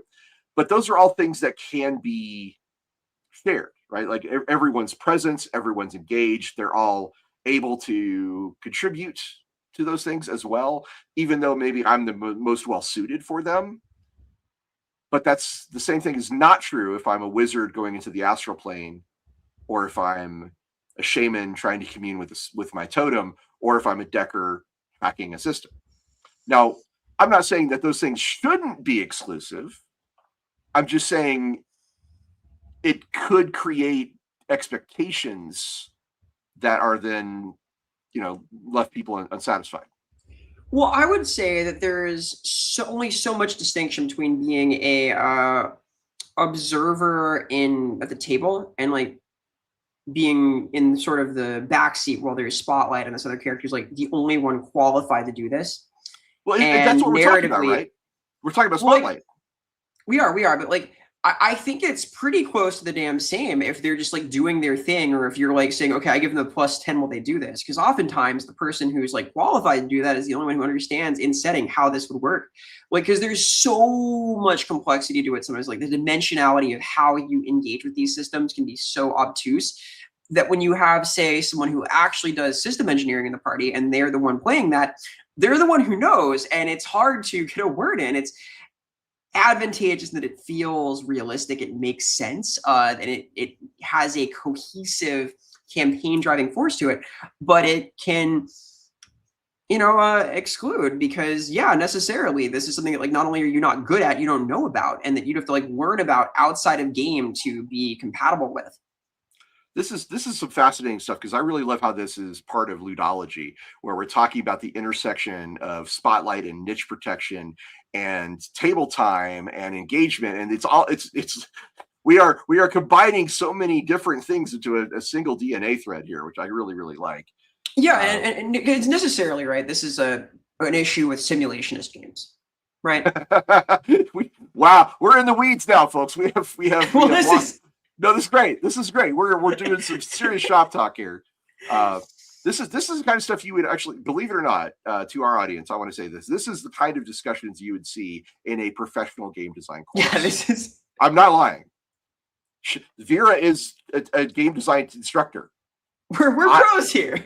I have given seminars on game design, both here and abroad, and we're touching on some of the deep logic, if you will, of the tabletop role-playing games and how they interact with people and how they interact with enjoyment and how they interact with like intuitive rules construction and grasping of I'm sorry, it's funny to me because most of the time on this channel we're talking about games at a certain level, and we've just kind of jumped up about 3 tiers right now. We're getting into the weeds. We can literally get into the weeds discussing the possibilities of like alchemy subsystems. Here's an example that's not from Cyberpunk, right? Not like a future flung thing. If you have an alchemist in the party, necessarily, they're going to want to know what herbs are in an area. And that creates a burden on the GM where they have to figure out like what would grow there. And that means thinking about climate, thinking about elevation sometimes or not. But the more carefully this is considered, the better it feels for that player and arguably for the rest of the party, because they have suddenly this interaction happening that is cohesive and sensible. Like they're like, okay, yeah, you are picking up mugwort here. Okay, that's some happy leaf. We'll make use of that later when we make camp. There's all sorts of interesting results that can come from like making a table for this. And I've seen in Warhammer Fantasy fan supplements that do like a lot of work to flesh out which various herbs and plants are associated with winds of magic to bring about certain effects. And that is a whole subsystem that would require a ton of study, both from the player and the GM, but that would lead to pretty cool results that have in-game impact that feels more earned because it is derived from something that has verisimilitude. Oh, title drop. I would be remiss if we did an episode on Shadowrun and did not mention that there is a live action commercial you can watch on YouTube right now of people in costume as Shadowrunners doing a Shadowrun. If you did not know this, Vera, I don't know if you did, but if you didn't know this, I'm going to put up a banner that will tell everybody where to find it. Search for A Night's Work on YouTube, and you will see a professional show of actors doing RPG things. God, we should, when we do the anime one, we have to talk about like some of the live action efforts like Dragon Strike and Vampire the Embraced. Or that would be a whole other show. I don't know. I'm intrigued. You may not remember any of these things I'm talking about. They're all old. And for anybody who was curious about that web fiction I mentioned earlier, which is, again, a really good read, check out this link, shapkano.blogspot.com. It's free, really good Shadowrun fiction. Go check that out. I like to point people to it. Pretty cool. Is there any novels that you've read of Shadowrun? Have you played any of the Harebrained Schemes games? No. Okay. Dragonfall. If you play nothing, play Dragonfall. It is super cool. Great story. Great character. There's a character called Glory in Dragonfall that is one of the best companions with one of the most interesting backstories I've ever read. Now, I can spoil it, but I would prefer not to. Go read it. It'll be cool. You want me to say it out loud? You want me to talk about it? Read it. Tempt them into reading it.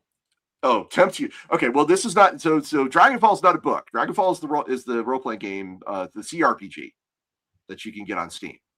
Mm-hmm. Dragonfall, that's not a read. That's a CRPG. There's reading involved. Well, naturally. Yeah. Until we get full dive virtual technology, it's probably always going to have some reading involved.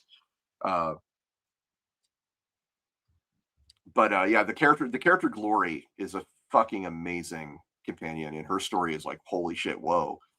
So go check that out. Yes, somebody's watching the video right now. It says that man has no shirt. Yes, the guy playing the Street Samurai is not wearing a shirt. That is true. You don't need a shirt. You do need a trench coat.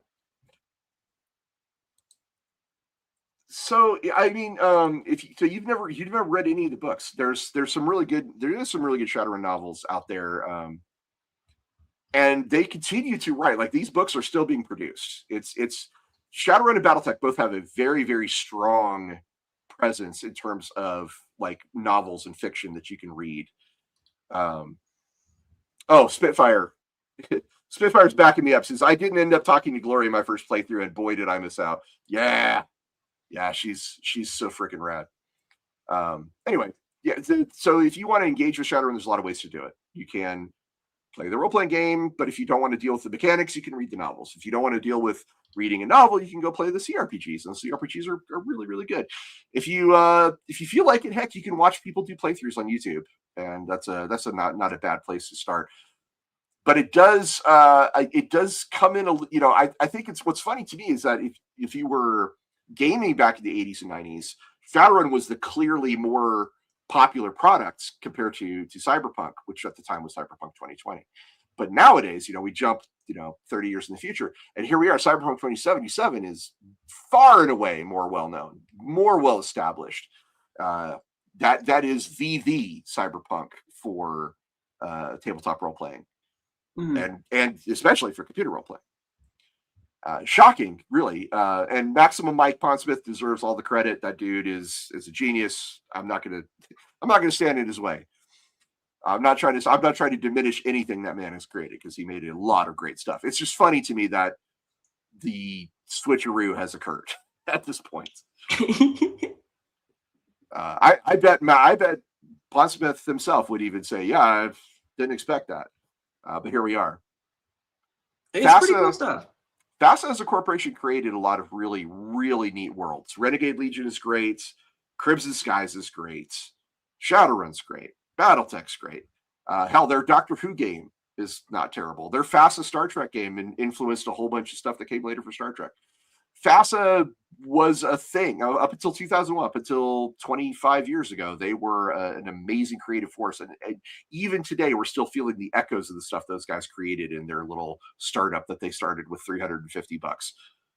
To me, that's astounding. Jordan Wiseman is a personal hero. Like, that dude. Hell yeah. That dude is like one of my idols. Opinions on yellow paint, Ross. Yellow paint? We're now fully in video game design, of course. What the actual fuck is this about?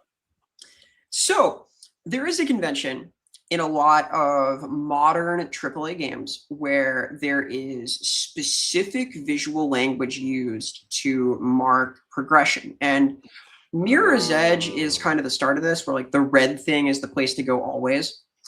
But this showed up in, for example, like Resident Evil 7 and 8, where there were yellow paint things and like all of the interactable items, you just wouldn't miss them. And this is a controversial practice because there's a Valve strategy of like level design wherein lighting is used to kind of lure people and beckon them. But let me tell you, you play some old games, you get fucking lost. You get fucking lost playing old games. You play some modern games, it's impossible. So one of my issues with Space Marine 1 is it was very difficult to tell where to go. Space Marine 2 improved greatly on that. I was having their waypoint system was like, it's over there. And yeah, and the idea behind the yellow paint is it's diagenic, right? But it can also feel contrived. It can feel contrived, but it's also necessary. You froze, by the way. So are you back? Yes, hi, hello. Okay. The visual language I'm familiar with is, of course, Sniper Elite, where anything you can climb has a whole bunch of bird shit on it. The white streaks on the stone, you're like, I can climb that. I can go up. Pretty cool. I don't know. Like what you said is like it's diegetic, but it's also a little. It's a little immersion breaking when you realize you can tell that the visual language is, if it's used, I guess, too consistently. I don't know. It's one of those things where it's like, it's such a small issue. Does this coming down on the side of ease of gameplay is probably for the best. It's probably the right idea to say, here's a clear signposted so you know what you can do, because until we have full virtual dive technology, you have to signpost them somehow in a visual medium. Well, and then in full dive, you can get even more lost. Oh, well, yeah, that's true. I mean, God knows when we get to the full dive era, it's going to be a lot of like, where do I go? I can't see anything. You're facing the wrong direction. Look up. It's dark. It's dark. Why is it so dark here? Yes. Open your eyes, you asshole. That's going to be like the lobby for at least one or two full dive games, I'm certain, when we get there. Dear Lord. Yeah, I think this is the best comment. It's inelegant, but better than not doing it. Yeah, playability is good. 100%. It's bad when it's like ugly playability, though. You just described Shadowrun. It's inelegant. It's better than not doing it. It all comes back to Shadowrun, as it should. Right. I'm going to encourage people to go check out Cyberpunk Red as another pretty interesting approach to doing Cyberpunk, although without magic. And definitely Sprawl Runners if you want to look at a legally distinct version of Shadowrun. And also, there are other editions of Shadowrun. I would point to 3rd and 4th being my personal favorites, but your mileage may vary. So, check it out. And, if nothing else, there's those great ass computer games, Farm Hairbrained, that you can buy on Steam, and they're very much worth your time. Heck yeah. This is the part of the show where I say, if you've enjoyed us discussing this episode, like a shitload of things, including weird animes and ludology, but if you've enjoyed Lorebeards and Roleplaying, please do us a favor, hit the like button and the subscribe button so that we can keep telling everybody all about our weird ideas for gaming and help the algorithm spread it out across, the internet. We appreciate you guys and your engagement. I feel like I whenever I say that, I feel like I'm one of those talking heads on a Shadowrun billboard somewhere. Aw. If only. Maybe someday. Maybe someday. A With new the life Lorebeards awaits you in talking the head orbital billboard. colonies. Drink Slusho. It's delicious.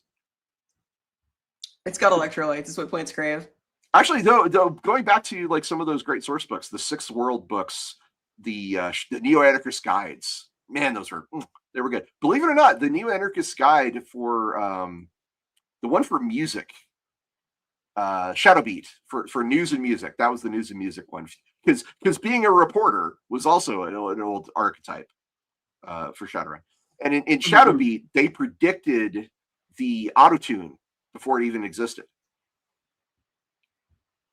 That's pretty cool. First edition Shadowrun had a full-on cell phone. They called it a pocket secretary, and it's the number they gave for its memory was absolutely ludicrously small, but it did everything that a modern cell phone does, and they talked about it back in 1989. There were a lot of prescient things in Shadowrun, which I just want to point out. Now, that is the power of sci-fi. Yeah, well, I mean, there's people that are visionaries. There's people that can look ahead. I'm not going to use the term futurist, but there are people who can look ahead and come up with some really good ideas for what the future might be like. And even today, we're seeing. Yeah, like they accurately predicted evil dragons hoarding all of the world's wealth too. So. Oh hell! You're not wrong. You are absolutely not wrong. Anyway, that's it for today's Lorebeards and Role-Playing. We are going to be with you next Monday from 2 to 5, and we're going to have a poll up on YouTube for our next show, which will include, as one of the options, styles of play. Because we got some cool guests coming up as well. Lots of neat stuff ahead. I look forward to seeing you guys there. Yeah, absolutely. Cheers to everybody for showing up and supporting us, and we will see you next time. Bye, y'all.